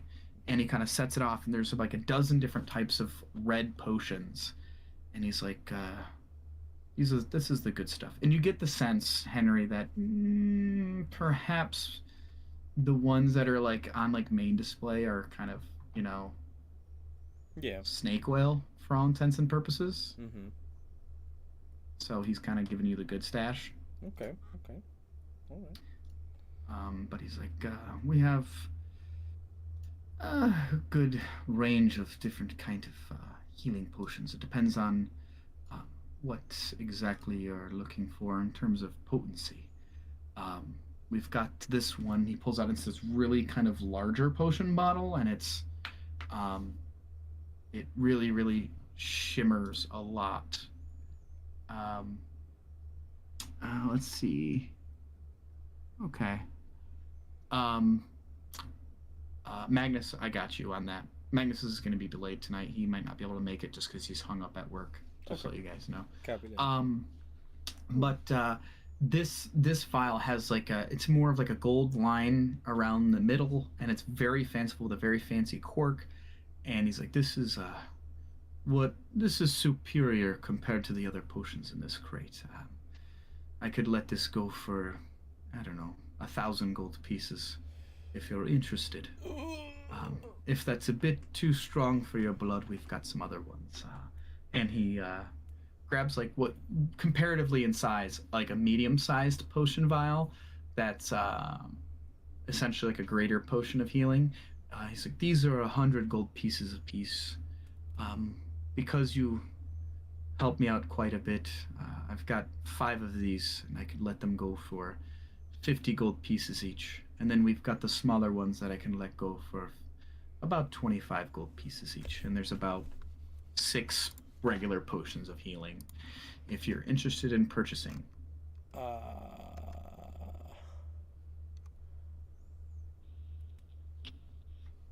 And that goes for everyone else. Like, this is something that's going on through the night. Everyone can he kind of is Jesus. moving you guys in a group. Like, it's not like he's trying to peg Henry for all his money, but, just saying, hey. Homie, Henry's money is roughly 170 silver pieces, okay? Roughly. Roughly broke. Yeah, 100%. There's no way that Henry's purchasing anything. Well, I'll tell you what, if you're light on the coin purse, you can have one on the house, and he hands you like 1 potion of healing. Oh, man. This is a thank you. That is incredibly generous. Hey, perhaps. I mean... Oh, my. So he's got 5 greater healing potions, 5 regular healing potions, and a superior healing potion that are all kind of up for grabs if you guys are interested in purchasing. Where are we? I don't actually know if anybody has that kind of scratch. How much would it cost for the 5 greater ones? 50 those apiece. are 50 gold pieces each. It's a 44 plus 4. So 250? C. Yes. Okay, give everybody 1. Get the... Yeah. What? Purchase 1 for everybody? Yep. All right. Jesus. 1 for King. Alive. 1 for Thrud. With gold to spare. Nice. Thanks, Danica. Jesus. Oh, yeah, that's right. 1 for Adon. You are out of your mind. All right, those are in your guys' inventory, and he just says, I appreciate you all. Thrud, as you're making this purchase, make a perception check as you're kind of handing off stuff. You see another potion that's as they pulled that chest off the back shelf of the cart, there's like another potion that's kind of hanging out, just chilling on the shelf. Ooh, excuse me. What exactly is drawing my eye to it? Is it like the color or? Well, for one, it was where Luvash was saying that the potions were like the good stuff was. And it's got this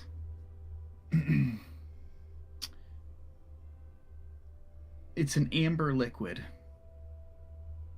and you see like something small, and it's, I mean, from where you're standing, it's like, 5 feet ahead of you, but you see something pulsating within it. And it has like a dull glow. So I was just gonna kind of like shiver seeing this. Going to regret asking this, but what is that? And he's gonna point at the vial or glass or whatever it's in. He just kind of looks at you. Make a persuasion check. Oh boy. Oh boy. Oh boy. Oh boy. Luvash just kind of like kind of smiles a bit, and the Vistani in the cart just kind of eyes go wide, and he makes eye contact with Luvash. Oh no. He tilts his head, and Luvash says, "Hey, Juno, grab that off the shelf. Hand it to me." And the Vistani kind of grabs it off the shelf and kind of hands it over, and it's a beautiful potion. And as Luvash kind of holds this, take a closer look. Tell me what you see. Inside this potion, you can see there's various things that are within it, kind of almost like floating around. What you notice, Thrud, is suspended in the amber liquid of this potion is a scorpion's tail, an adder fang, a dead spider, and a tiny heart, against all reason, is still beating. It's like the size of a quarter, size of a gold piece. And Luvash just kind of looks you up, and he's like, "This here is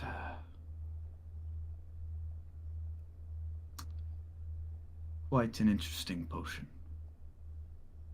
Don't believe it's suited for any one of you travelers. You all seem rather healthy and young.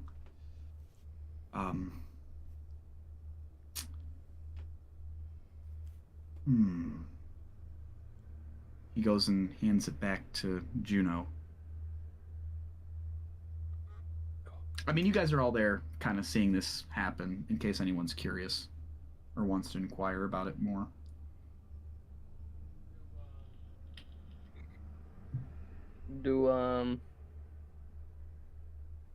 Do Shriek recognize this potion at all? I would say make make an Arcana check. Come on, baby. You son of a That's gun. 15's pretty good. It sounds very familiar, the ingredients, and especially the tiny heart beating within inside it. You peg it as some sort of age-altering potion. There's age magic that's been created within this. Oh. Okay. My head hurts.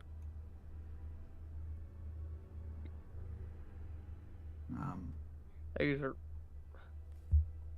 Anybody else want to inquire about it? Is that it? Because I'm just going to leave it on the shelf if no one cares. Well, no, I'm staying right there. I'm just nope. All right. Homie. I feel like Thrud is the only one that's got the scratch to even come here to try to get this thing to begin with. Yeah, that's accurate. Yeah, it's homie. We all out here fucking broke like a joke.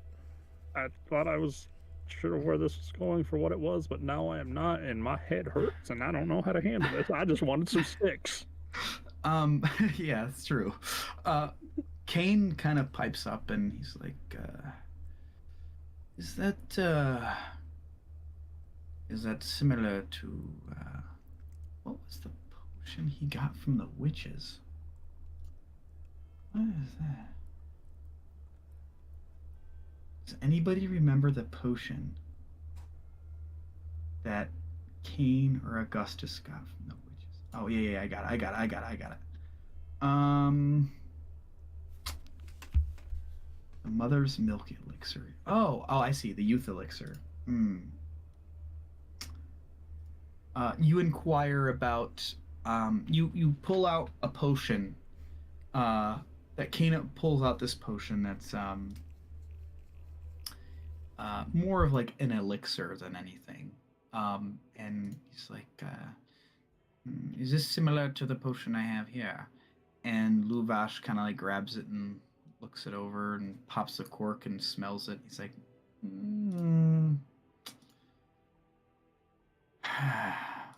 not quite. This potion here is reduces someone's age. You drink it and it's impossible that you could reduce your age up to 13 years, but I don't think it's anything that would be useful for any of you here. We save it for some of our more elders within the Vistani group. You all seem pretty youthful. But, in any case, Augustus, Key, Magnus, if you're interested in that, like, I don't know if it would really benefit you much, but it is just an oddity that's there.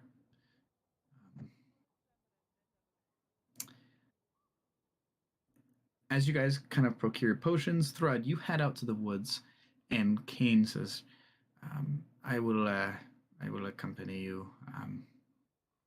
I'm going to take a quick walk in the woods. I'll be back in a little." As you guys kind of head out, he kind of disappears into the woods as you're kind of going around, grabbing sticks and stuff. How many do you want to gather? Because I mean, the woods and stuff around here, it's like there's plenty enough, and you can kind of take whatever you'd like, Thrud.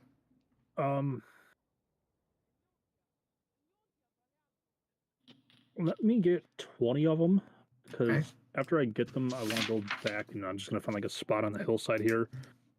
I want to start kind of whittling them down into arrow shafts, and I want to attempt to make arrows out of the needle blight needles I took that I have left over. Oh, okay.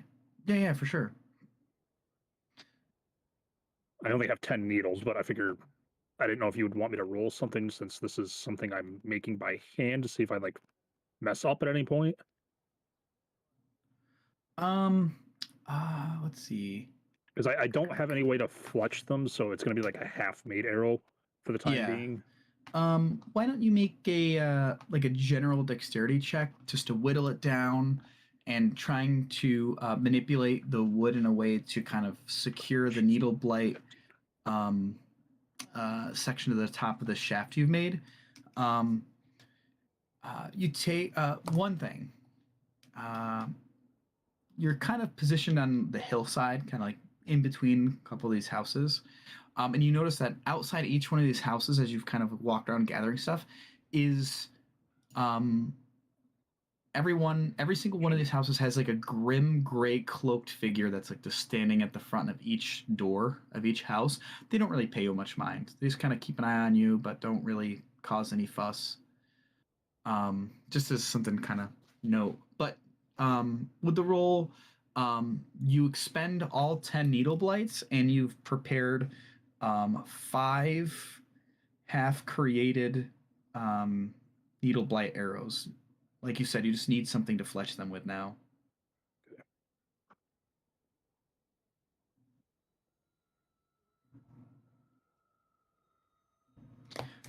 In the time it took, maybe like 30 minutes to kind of do this properly. Some sticks broke, and you're like, fuck, and you throw it. Some needles broke, and you're like, god damn it. You spent like 30 minutes kind of preparing them. Kane comes back out of the woods and kind of like wiping his face and kind of just makes eye contact, gives you kind of a nod, and just kind of says hi, and kind of heads up to the main area of the camp, to where the tent is. So I'll kind of give him a nod, kind of piecing together what he's just done, and kind of, if he's not finished, going back to working on these arrows. If he's finished, he's gonna just kind of like clean up and gather all of his stuff before heading back up towards the top himself. Yeah. So make sure you just like add that into your inventory. Yeah, You just already did. type it Already in. took out the needle plates, or perfect. needle plate things, and put in the arrows. Excellent. Shriek, as you're kind of walking around with your hood up, just kind of looking around, you stumble across this one wagon that has, it's loud. There's loud voices and laughter that's just spilling out of this one wagon, and there's bright lights, and people are slamming the table and laughing, and just, it's a pretty lively wagon that you've just kind of come across. They're bopping. Yeah. There's Coming up- cheering and there's laughter. Heard that. Take a peek. Take a Uh, peek inside. Kind of take a peek inside, and you can see that there are like 3 Vistani that are currently seem to be betting or gambling. You can see they're throwing dice and making bets, and as you kind of stand there for a moment to listen, they're not betting money, they're betting favors. Ooh, okay. What can I tell? What kind of game they're playing?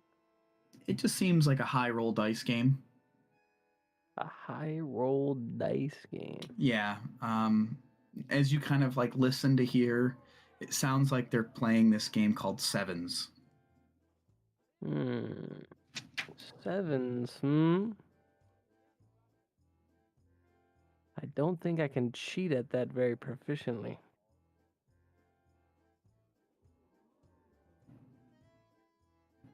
You always try. I'll try.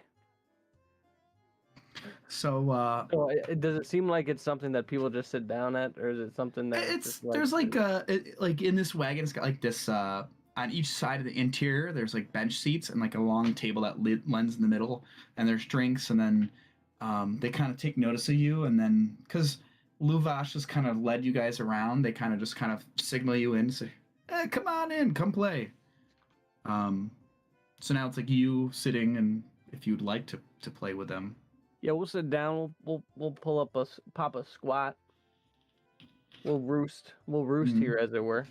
Okay. And the one guy just kind of looks at you and he's like, well, the game's Sevens. Not sure if you've played it before, but you got 2 dice, you got to roll a 7. And we each roll each round.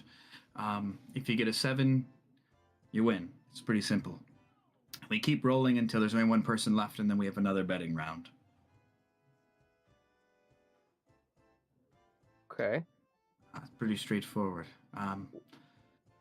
Well, currently, we're betting for sexual favors. So, if you're interested, want to pony up? I will pass on this round. I'll just watch All right. so I can get a hang of It's it. okay. It's a little bit much. Make an insight check. Well, inside this bad boy. Hopefully, there's joking.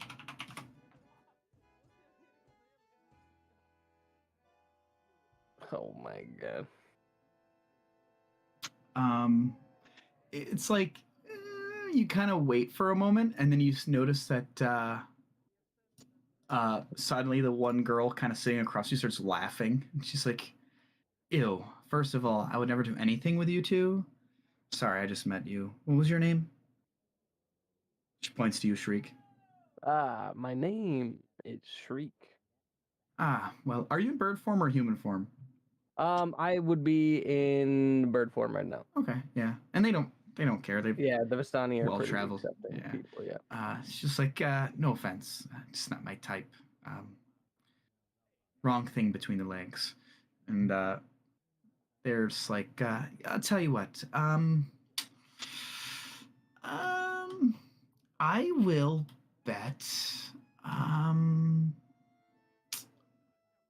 a secret about Strahd that I heard. And one guy goes, I'll take that bet. And they look at you. Who would you like to bet? I will let you rub my lucky pearl. Let me see it. And the girl just kind of says, let me see it. I pull out the little tiny pearl.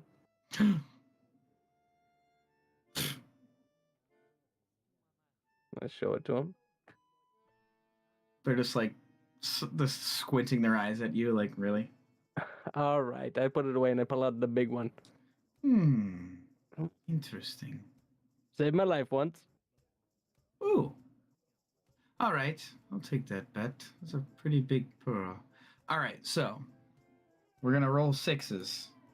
I'm going to roll 3 times for the Vistani. And you can roll once for you. So you got 2 dice, and the goal is to basically roll a 7. Can I grab 2d6s? If you pick up a d6 and right click, you'll add an additional dice to the pickup. Okay. All right, cool. So we're gonna roll mine. Did I come back Jesus to Christ. gambling? Jesus. Wow. What we thinking? What we thinking? So these are my rolls, okay? These are you're gonna laugh. That's one of Stop mine. it. That's one of mine. That's one of mine. So now it's up to you and the girl, and the girl's like, "All right, round 2." It's just you and her rolling now. The 2 guys are like, "Fuck." All right, ready? I leave to get a drink and I come back and you're gambling. Ooh. She rolled a 2 and a 1. All right, we roll again. I refuse to believe Shriek is a sorcerer. This man is a bard. This man is a bard in disguise. No fucking way. I rolled a 7. Jeez, here we go for like half hour. She's Would like, you like starts to laughing. raise the stakes? All right. What do you want to roll 8s? No, add to the bet. Add to the Okay. bet. What do you have in mind?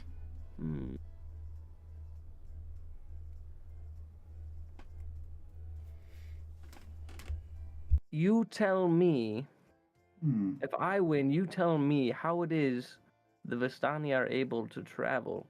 Why the Vistani... No, that's not it. Because we know why the Vistani are in. Why the Vistani follow Strahd? What gives them their freedom to go between realms? JD, why are you doing that? Because we already know that. It might have been It might have been a session, or Yeah. might be something you forget. You would know, especially kind of conversating throughout the with people. And I think maybe Madame Eva kind of said something like the first session or second session that essentially, like, way hundreds of years ago, when Strahd was still a man, the Vistani helped him and basically healed him when he was seriously injured. And so he said that, because at that point in time, Strahd was a wealthy man who was, doing shit. But yeah, you know that piece of information. I don't know. I don't know what to ask for. I don't know if there's anything. Ooh. What was the name of the? Hold on, I gotta pull up my notes real quick. I'm sorry. Tarot cards.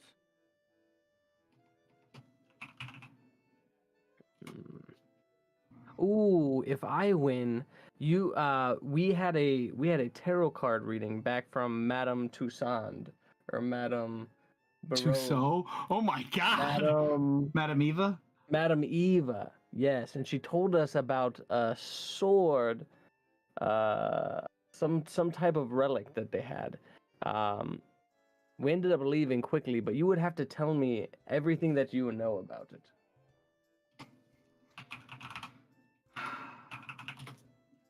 She just kind of looks at you and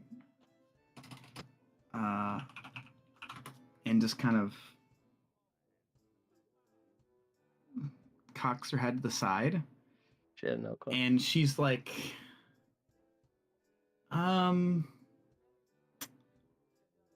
let's put a cork in that for now. What I'm interested is that thing on your neck. My flesh pouch? And you look down, and she's pointing at your necklace of fireballs.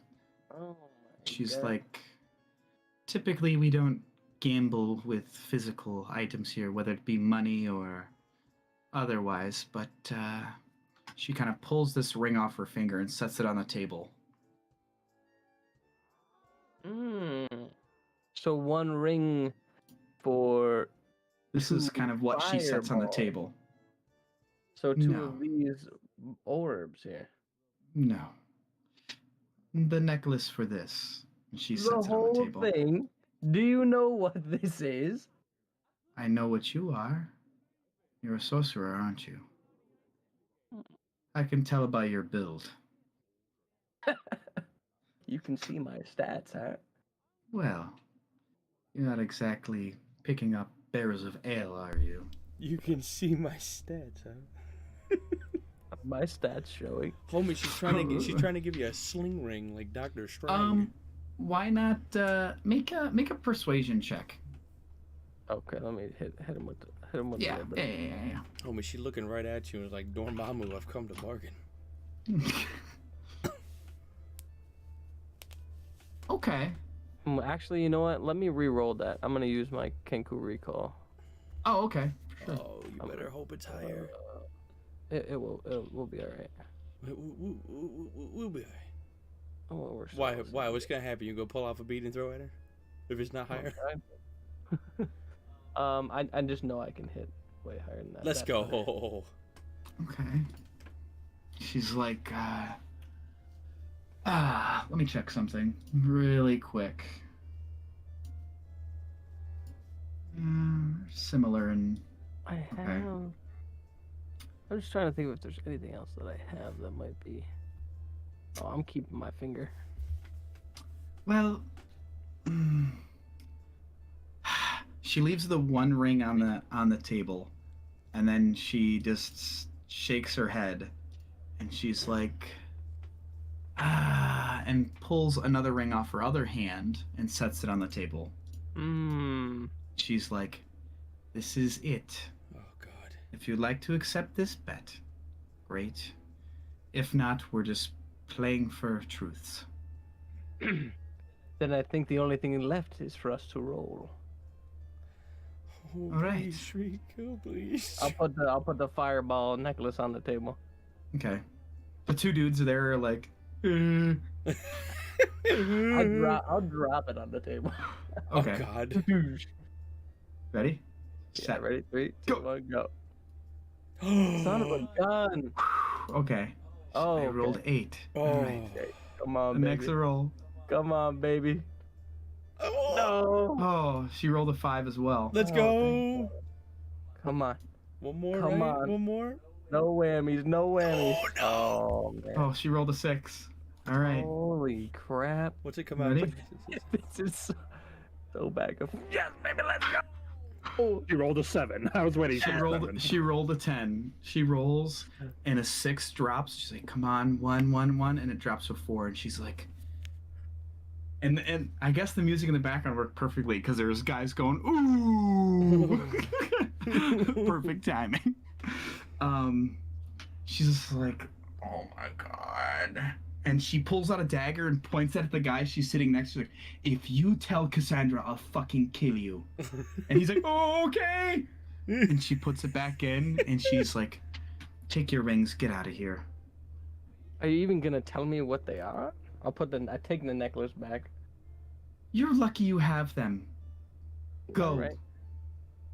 I'll take the 2 rings and I'll pull up one of the fireballs, and I'll Okay. just set it on the thing, and I'll say, "For such an enjoyable evening, you can keep this," and I'll just set it down on the table, Okay. and I'll subtract that from my. She's like, thank you. The one will help you be a little bit more dodgy, and as you exit out, you can. All right. Oh man. Nice game. So- Nice game. All right. Is there Did you put them in? Yes, they were both in your inventory. I believe they're probably just gonna come up as ring. There's Oh, okay. there's ring and then double gold ring. Oh, okay. Double gold ring. Okay. All right. Thank you. Yeah. Sweet. Awesome. What was your question about the Vistani? Was there another question you had that you were betting for? It was what. So why? Oh yes, you had a really good question.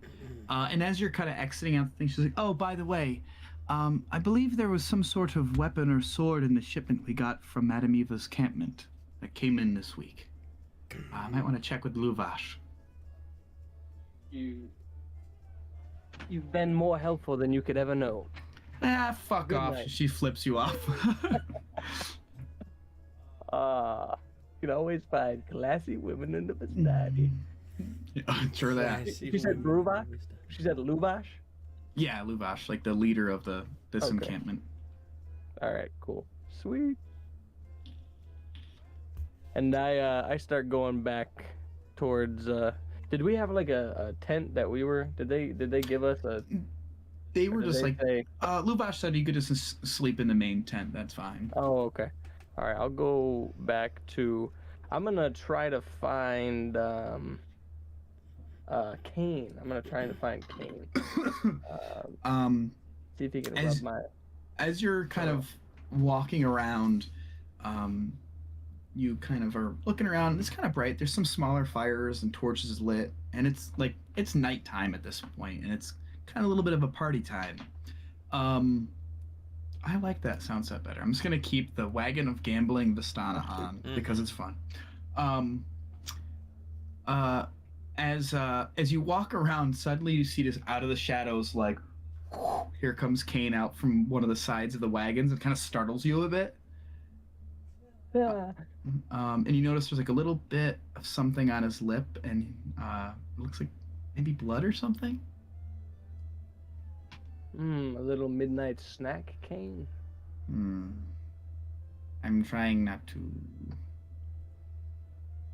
trying to stay even keel. Don't worry, everyone's okay. Right. Hey, is there any way you could I won these gambling, believe it or not. I won at gambling, yeah.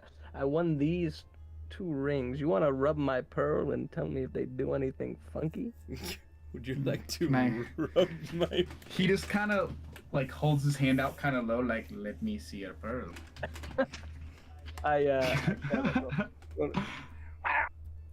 Oh. My pearl got some weight to it. Let's If you're- see. I feel like your feather and my pearl could go a long way, if you know what I mean. Oh my. Jeez. Jesus Christ.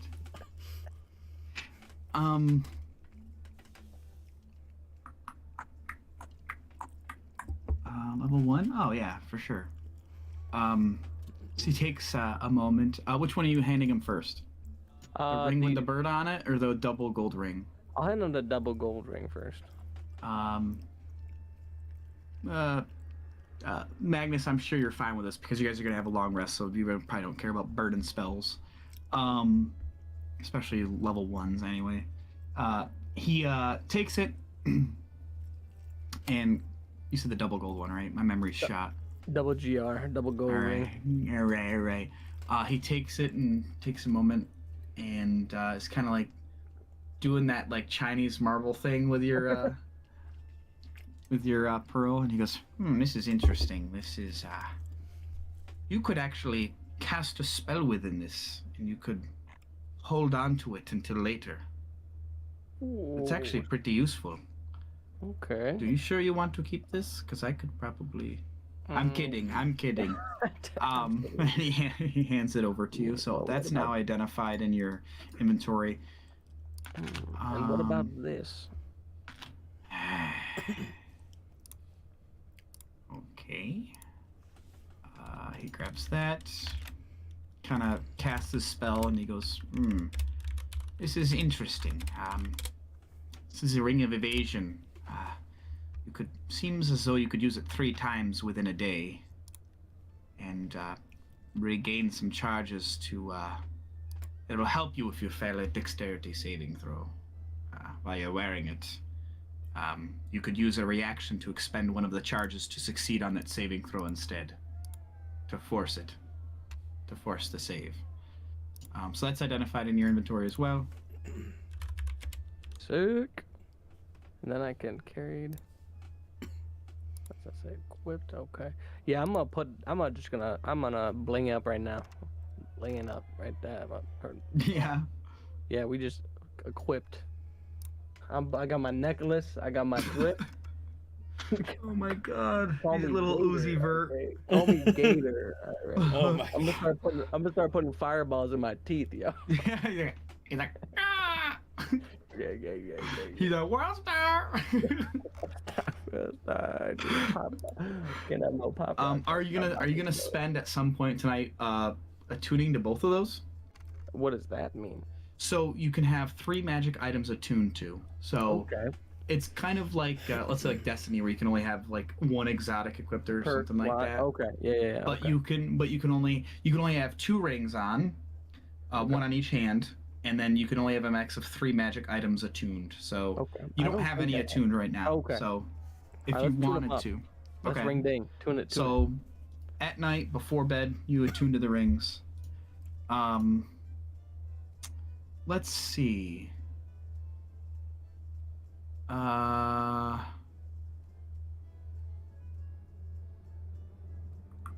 Henry, what are you doing right now?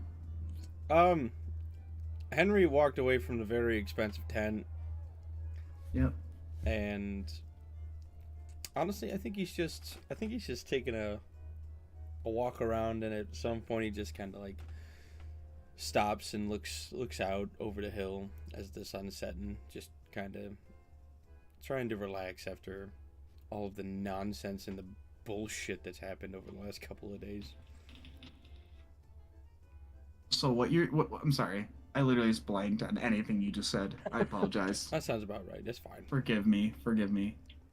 I am simply just. I took a small walk around just to see everything and everyone that's there, and then at some point I'll stop and I'll probably I'll find a spot on the hill that's kind of open, and I'll sit down, elbows on my knees, and just kind of stare out into the open field and into the forest, and just try to find a moment to relax after going through all this shit over the last 48 hours. Okay. That's So it, you though. take some time. Oh, sorry. What? No, that's it though. That's it. Okay. You take some time and kind of space out for a moment, and just kind of take a little bit of a breather. Some time passed, like 30 minutes or so. Mm-hmm. And somebody kind of starts to approach you from the lower point of the hill. Kind of got a hood up, darker skin. They're about maybe, I don't know, 20, 30 feet away from you. They're just kind of walking up to you Mm-hmm. slowly. I'll just mind my business. Okay. This person, it's a male, kind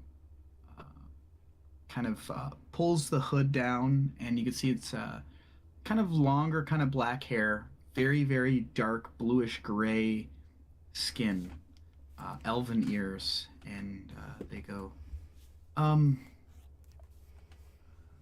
just got back, and we got word that, I mean, you're obviously pretty unique, but that traveling band of adventurers had rescued Luvash's daughter. Did you have something to do with that? Right, Arabelle. Yeah. Oh, Are you one of the Dusk Elves? yes. Would you be willing to meet with Casimir? He's the kind of the leader of us Dusk Elves, or all that's left of us. His house is just down here. He would like to speak to one of you. Are you available? Yeah. Yeah, not a problem. Sure. Do you want to have anyone else come? I know there was a gathering of you. Who do I see Probably that's... won't take long. Who do I see that's in, like, I don't know, like 30 feet of me? I mean, you see Thrud kind of just he's been kind of in your presence. Thrud has been since he finished kind of working on his stuff. So Thrud would be about probably a dawn somewhere. Okay. Um, I would say probably at this point in time, Shriek's currently gambling, and Kane is probably just loitering about and skulking in the shadows. I'll grab Slurp. Thrud, Yeah. because he was in the boat with Okay. me when we saved her. Okay. Adon, you're just like fuck you, Adon. All right. I don't know what the hell he He's just wandering around, unless you're looking at that scroll, Adon. Yeah, I found like a nice place where I can sit alone, reading scroll, but also listening to people talk. Okay. Um. Really quick, Hadan. As you kind of take a seat, probably within like the tent or something like that, where you get a second of just a little bit more privacy. You can see that this rolled up piece of paper has like it's torn on the one side, obviously from the book it was originally in, and oops, sorry, it's got a message from the waifu. She was heading home now. And you could just tell that this parchment is very old. It's withered and discolored to a pretty decent extent, but you remove like the leather kind of wrapping around it in the center, and you start to unravel it, and it's got very, very. It's almost like a mad scrambling of text and numbers and other things that are kind of almost perplexing to a certain standpoint. You can see that there's references to certain spells about like featherfall, haste, other spells that you associate with like manipulating reality in some respect in physics. Um, make an intelligence check.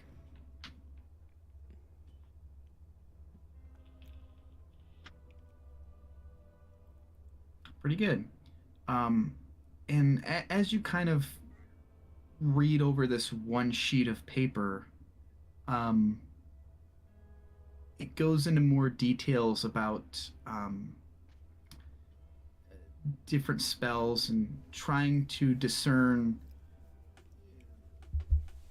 You can see a point where they've basically ruled out any kind of relation to like deities and like divine magics. At least on this page, it seems like it's numbered in the bottom corner, and it's 52. And like that's like the page number out of the book. And then you flip it over to page 53. it's it talks about how divine magic doesn't really count in terms of what's being kind of like it doesn't really say anything about primal mathematics, but that's what your thought process is about in terms of what Luvash kind of said, and you're kind of making that inference or that connection at this point that some things are like talking about how divine magic doesn't have it's related to gods, and this is talking about discovering different mathematical equations that would allow you to almost harness that power into a certain way just based on the actual math in this specific equations and how that relates to almost like the structure of the universe and how it's built, like down to like a molecular level, which is something that isn't like really super well kind of thought about in this universe. Essentially, it's not on a lot of people's radar. Like people don't really give a shit about it. Um, but it's got you thinking. Like it's this is a very very you get the sense that there's definitely something that this isn't just some mad person scramblings. Like this is important, and you should probably hold on to it. I will hold on to it. Is there any questions or anything that about this you want to like kind of like inquire about or anything before I move Nah. on to Henry and Thread? No, I can hold on to my pants for now. Okay. You start floating away into space. What the fuck? I wonder What is where it, Don MX? is. Oh, there he is. MXB plus something. I don't know. As you kind of take time and kind of read it over, and you read it multiple times, Adon. It's enthralling, and it's weird. You just get this very strange sensation, like I don't know. It's this odd, like it's almost.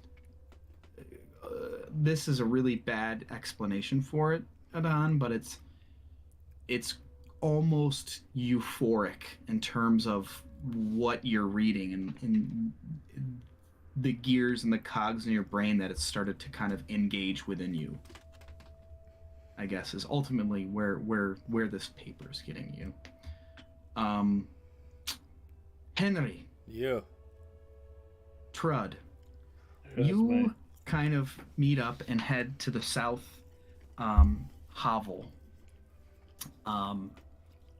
And you notice as you approach, standing quietly in front of this house, bathed in the warm light of its lanterns, are three sullen gray cloaked figures. And their angular features and black flowing hair that are half hidden under their cowls. And the one dusk elf that came and kind of got you, Henry and Thread, they kind of just like gives a nod, and the three guards kind of just part ways. You walk in and you see this man who's sitting at a table. He's very, very kind of larger than what the most of the other kind of dusk elves that you've seen just far in this limited instance. You can see it's this hovel. It's literally just like one room, like studio apartment essentially. Mm-hmm. Doesn't have. It's not split into rooms. There's like yeah. there's like curtains that kind of separate areas, but it's just all open in this room. Lower East Side. Yeah. Yeah, Lower East Side. Essentially, yeah. But it's there's like this vestibule that he's created with these like curtains that are hanging, and it's decorated, and there's a comfortable room past where this man's sitting. There you can see there's wooden statuettes kind of decorated about on this these cubby holes that are along one wall of what you guys discern to be some type of elven deity. And you can see on the other wall there's this nice beautiful tapestry of a forest that's there. The man, he's got like a longer cloak on that doesn't have like it's not hooded. It's just like a general cloak, and it's got like these nice white furs on the chest. And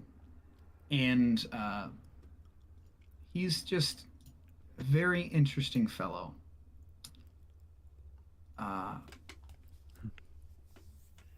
You can see that he's grief-stricken.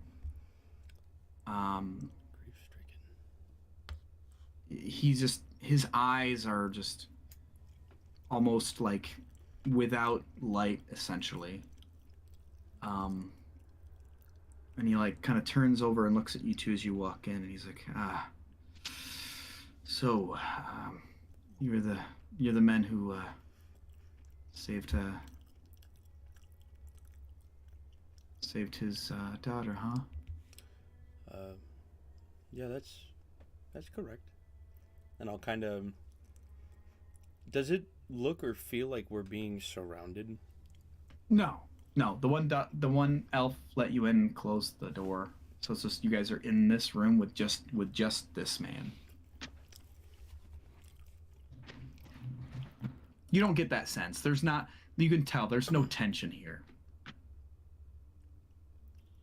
Yeah, we're not locked in here with him. He's locked in here with us. Mm. And we got him for 3 minutes. 3 minutes of playtime. Wait a minute. Oh man, a splash water. Whoa, wrong button. Okay, so many things on my friggin' screen.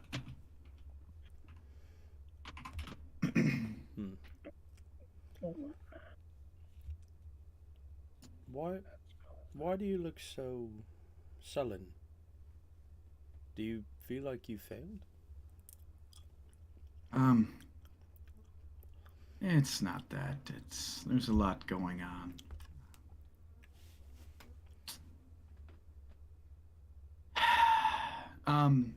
But I did want to say I appreciate it.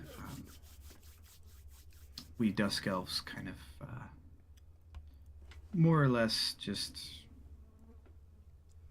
work with the Vistani and just kind of, try to keep everything on the up and up. So can you tell me how you came across Luvash's daughter? How did you save her? Well, Did you just blurt out what happened, or are you trying to keep anything secret? I mean, we have nothing to hide, so I guess Okay. I would just explain the situation Alright. and circumstances. Just to kind of Save. expedite it. Yeah. Yeah, I mean, like, we've talked about it multiple times, especially with Luvash. Mm-hmm. The man just kind of, like, nods, and he's like, well, that's good to hear. Forgive me. My name is, Casimir. Been here for a very, very long time. One thing, you'll note, is, there's not a lot of us here. This is basically a stint of where we live, us Dusk Elves. But, perhaps I could inquire a favor from you, since you've proved yourself to the Vistani that you can handle yourselves in situations, and you're obviously not from the valley. No, absolutely not. I'm actually from your homelands. If I'm correct. I kind of look at his features, and he's noticeably elven, yeah. Yes. They're elvish. Yes. You see, I'm from the Fae. I'm also a long way from home. Well, us Dusk Elves, we don't really align with the Fae. Oh. It's a long story. And I will tell you that even you being from the Feywild, have never, ever, nobody here has heard of Dusk Elves. Oh, really? Huh. Yes. Look at that. He just kind of waves his hand, and the tapestry behind him, you two notice that while there's this beautiful tapestry of a forest, you can see magically there's twinkling stars that appear above like this massive tree, and he goes, my people come from the stars. In any case. Are you looking? I mean, obviously, you can't leave here, much like we cannot leave this place. But can you make since you're engaging in the conversation, Henry? Could you make a persuasion check? I sure can. Persuasion. I'm so good at persuading. Damn straight. And as Threads is back there, just like keeping an eye out, like wondering if you guys are being cornered, he's like, Casimir's just kind of like, right, take a seat. I have some tea brewed. We can have a drink. I'd like to discuss some things about myself and perhaps help you understand better and perhaps get your buy-in on something I'm working on. Unless you're too busy. No, I've got no plans for the rest of the night, and I will I'll find a seat, and I will accept or extend a cup or glass to receive tea. All right. It's really good tea. I mean, it's probably the best liquid besides the ale and other stuff you've had here in Barovia. Oh yeah. This seems very pure in Ooh. terms of like just really good water and tea. It's phenomenal.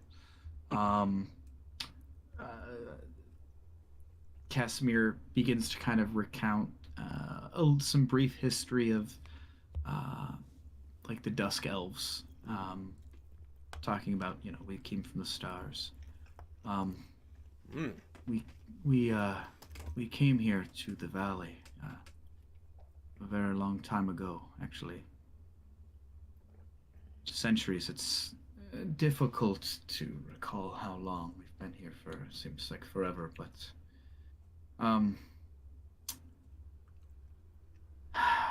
where to really truly start? Perhaps I could start with my sister, Patrina. Atrina? Patrina. Patrina. Patrina, essentially. Patrina. Got it. I've made a mistake many, many, many years ago. We've got trapped here in the valley due to this devil Strahd.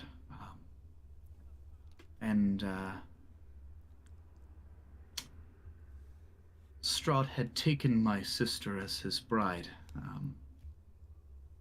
I'm not sure if it was under her own volition or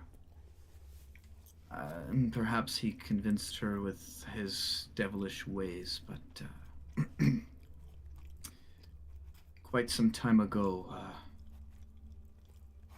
we were completely convinced that she was the concubine of Strahd.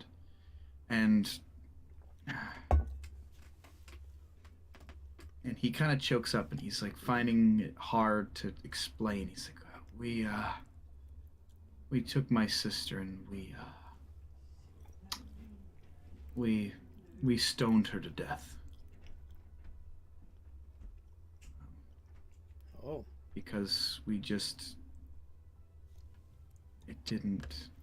she wasn't the same.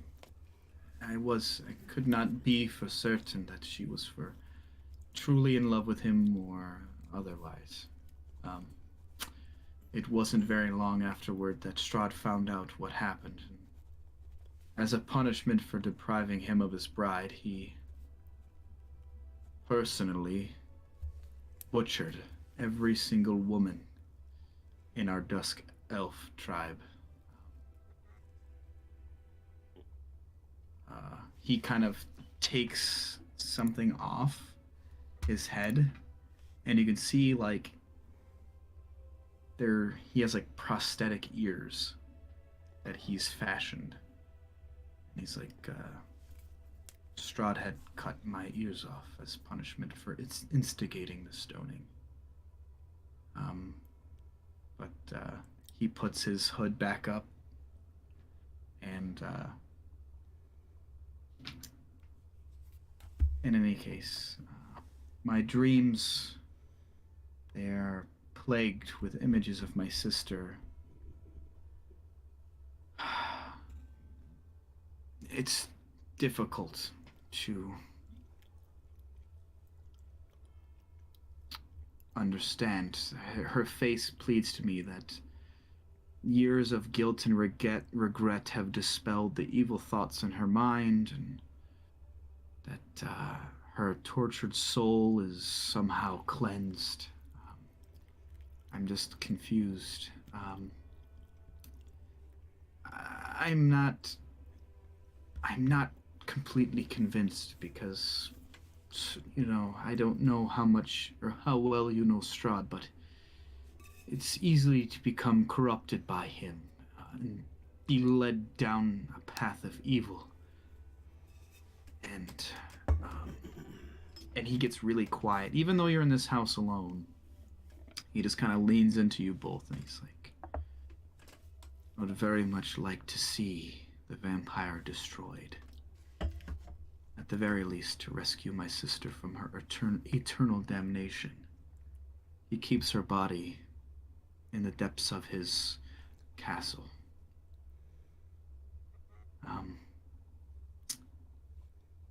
Additionally, this is where you come in. Any questions? I know this is a lot, but No. this is where I need some assistance. I obviously cannot ask the Vistani for help because I'm not sure if you know this, but they're basically buddy-buddy with Strahd, and they babysit us dusk elves, to make sure that we don't rise up against Strahd. So, Who's between... What? Who's doing that? The Vistani? Absolutely.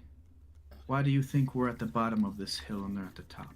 No, I'm sorry. I was talking to DM. I didn't hear the word. Well, perhaps you should open up your ears. At least you still have them. I was just gonna say, at Little least I one. still got them. Perhaps you could take some off and give me some. No, begin shaving some off the mouth. But I will tell you, I have nowhere to go. We're here. I'm in my dreams. Katrina has spoken to me about a temple, an amber temple to the south. Some sort of hidden vault within the Barovian Mountains.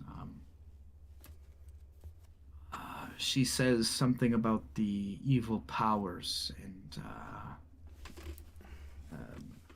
somehow tied to Strahd and his vampirism. I'm not sure. Here and there I'll make a trip down and I keep an eye out, spy on the temple, but it seems to be a bit much for just one person like myself.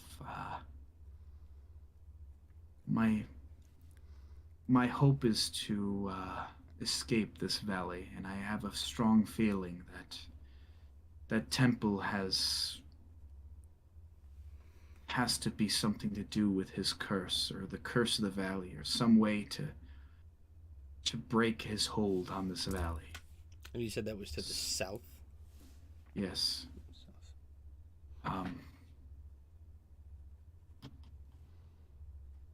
Somewhere. It's on, if you head south from here and follow Solenka Pass, there's a way to get to the Amber Temple.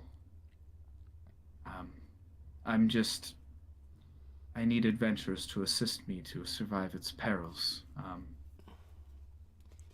I understand that people have lives and things going on, but with you all being rather new here, I'm sure you're eager to leave the valley, as am I. I've been here for centuries.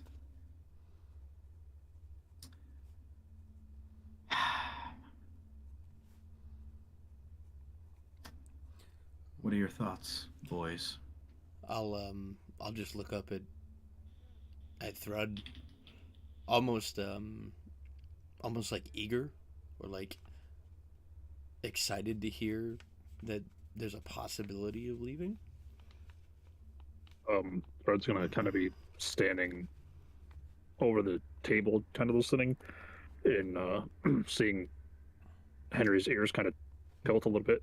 Thread's gonna kind of look down to see what he's looking at, and noticing he's looking at him.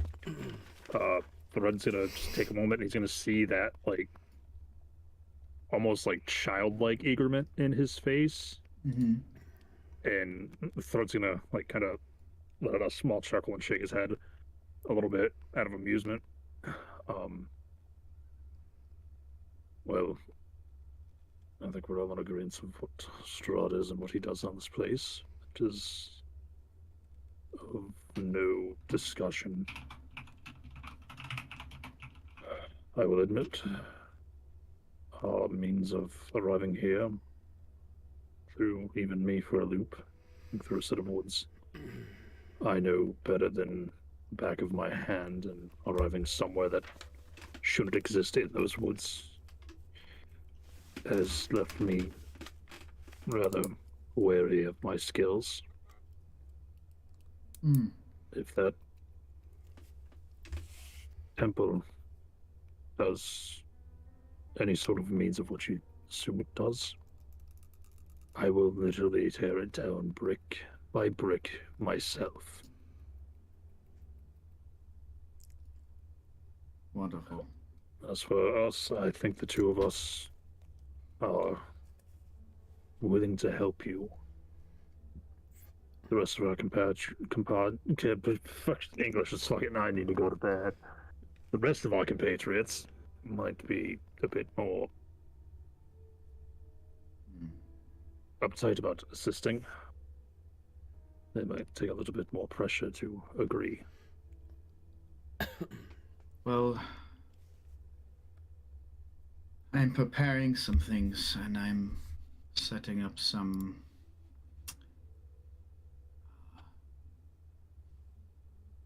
deception, trickery within the Vistani to knowingly excuse myself in 1 week's time. And I plan to leave to head to the temple again. So, if you're interested, come back here in 1 week's time. Meet me to the south, outside the woods. We will head to the Ember Temple. I will. Together. I'll stand up, and in Elvish, I will. Well, first I'll extend my hand to kind of do like a forearm shake. Yeah. And in Elvish, I'll say together.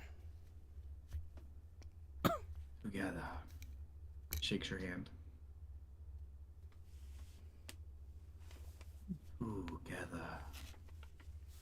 Now, get some rest. You will need it. See you soon.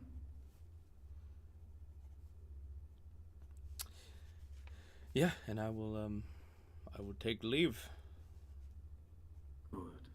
Thurl will just kind of give him a small nod and head out himself. And what was it? 1 week's time? 7 days? Yeah.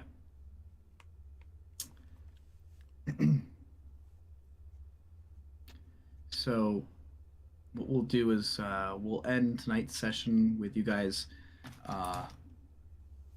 taking your long rest. I need to roll for the charges on my holy symbol. 1d6 plus 4 charges. So it doesn't really matter what I roll because the plus 4 is going to take care of it. Yeah. So I just rolled a 4, so it's going to be an 8, and I Legend. I only have 2. To give you guys a long rest. Boom. There you go. Oh yeah. Everyone's got their shit reset. But there's a lot going on, and I know it's a lot to keep track of and stuff. but we will pick up next week. Waking up in the tent, and Luvash is looking forward to giving you guys your reward. Woo! Okay. Did the ring that I have any spells in it already? No. Okay. Basically, when you attune to it, it basically reset. Oh, okay. It's like In when the you, description, it said that it would have 1d6 plus 1 random spells in it, like when you find it. Oh, sorry. Let me roll for that. I'm sorry. No, but I mean, if it would kind of make sense that if somebody already had it. Yeah, That if they- this was like found like I don't know in a crypt or something, I think it would be like that. Yeah, but this is just something that somebody gave. And then could I attune to it and then charge it so that I could stack But charges before from- sleep. Yeah. Yeah. Because I have a ton of spell slots open. Okay. So what you can do is you can store one level 5 spell at a time, or 2 level 2 spells and 1 level 1 spell. You got 5 levels. worth. Yes. Okay. All right. I'm going to store 5 inflict wound spells on that bad boy. Jesus. Inflict wounds. Yeah. Sweet. So I don't know where I can mark that. I'll just do it in my notes. Yeah, that's not a bad idea. Edit in your notes down here. Yeah, there you go. Yeah, ring. Rang, drank. But thanks for hanging out, peeps. I know there's a lot of different story things going on and different mysteries that I've wanted to introduce to the story. So we got there tonight. So look forward to next week to kind of investigate those more and see where you guys end up. I know you guys got about a week before Casimir wants to head to the Amber Temple, so you can kind of plot out and plan for your guys' trip there. So in in the 6 months' meantime- time, we can do that. Yeah, 100%. Real Well, life time. you know, IRL. it's like you guys are moving very, very fast pace. I Yeah. mean, it's probably been about like Pat said, you know, maybe 8-9 days you've been in Barovia ish. And we're like already Um, trying to storm the castle. Yeah. Yeah. Like you guys are level 5, so like that's pretty good. You guys have already gained 2 levels here, so you know, in a week's time, that's a pretty big power jump in terms of what you guys been doing, but it's kind of the nature of survival. You have to rise to the occasion, so I think it makes sense. Yeah. But in any case, thanks for hanging out, and we'll see you guys next week. We'll see you. Hell yeah. Like always. Say goodbye, everybody. All you Like, bye everybody, bye.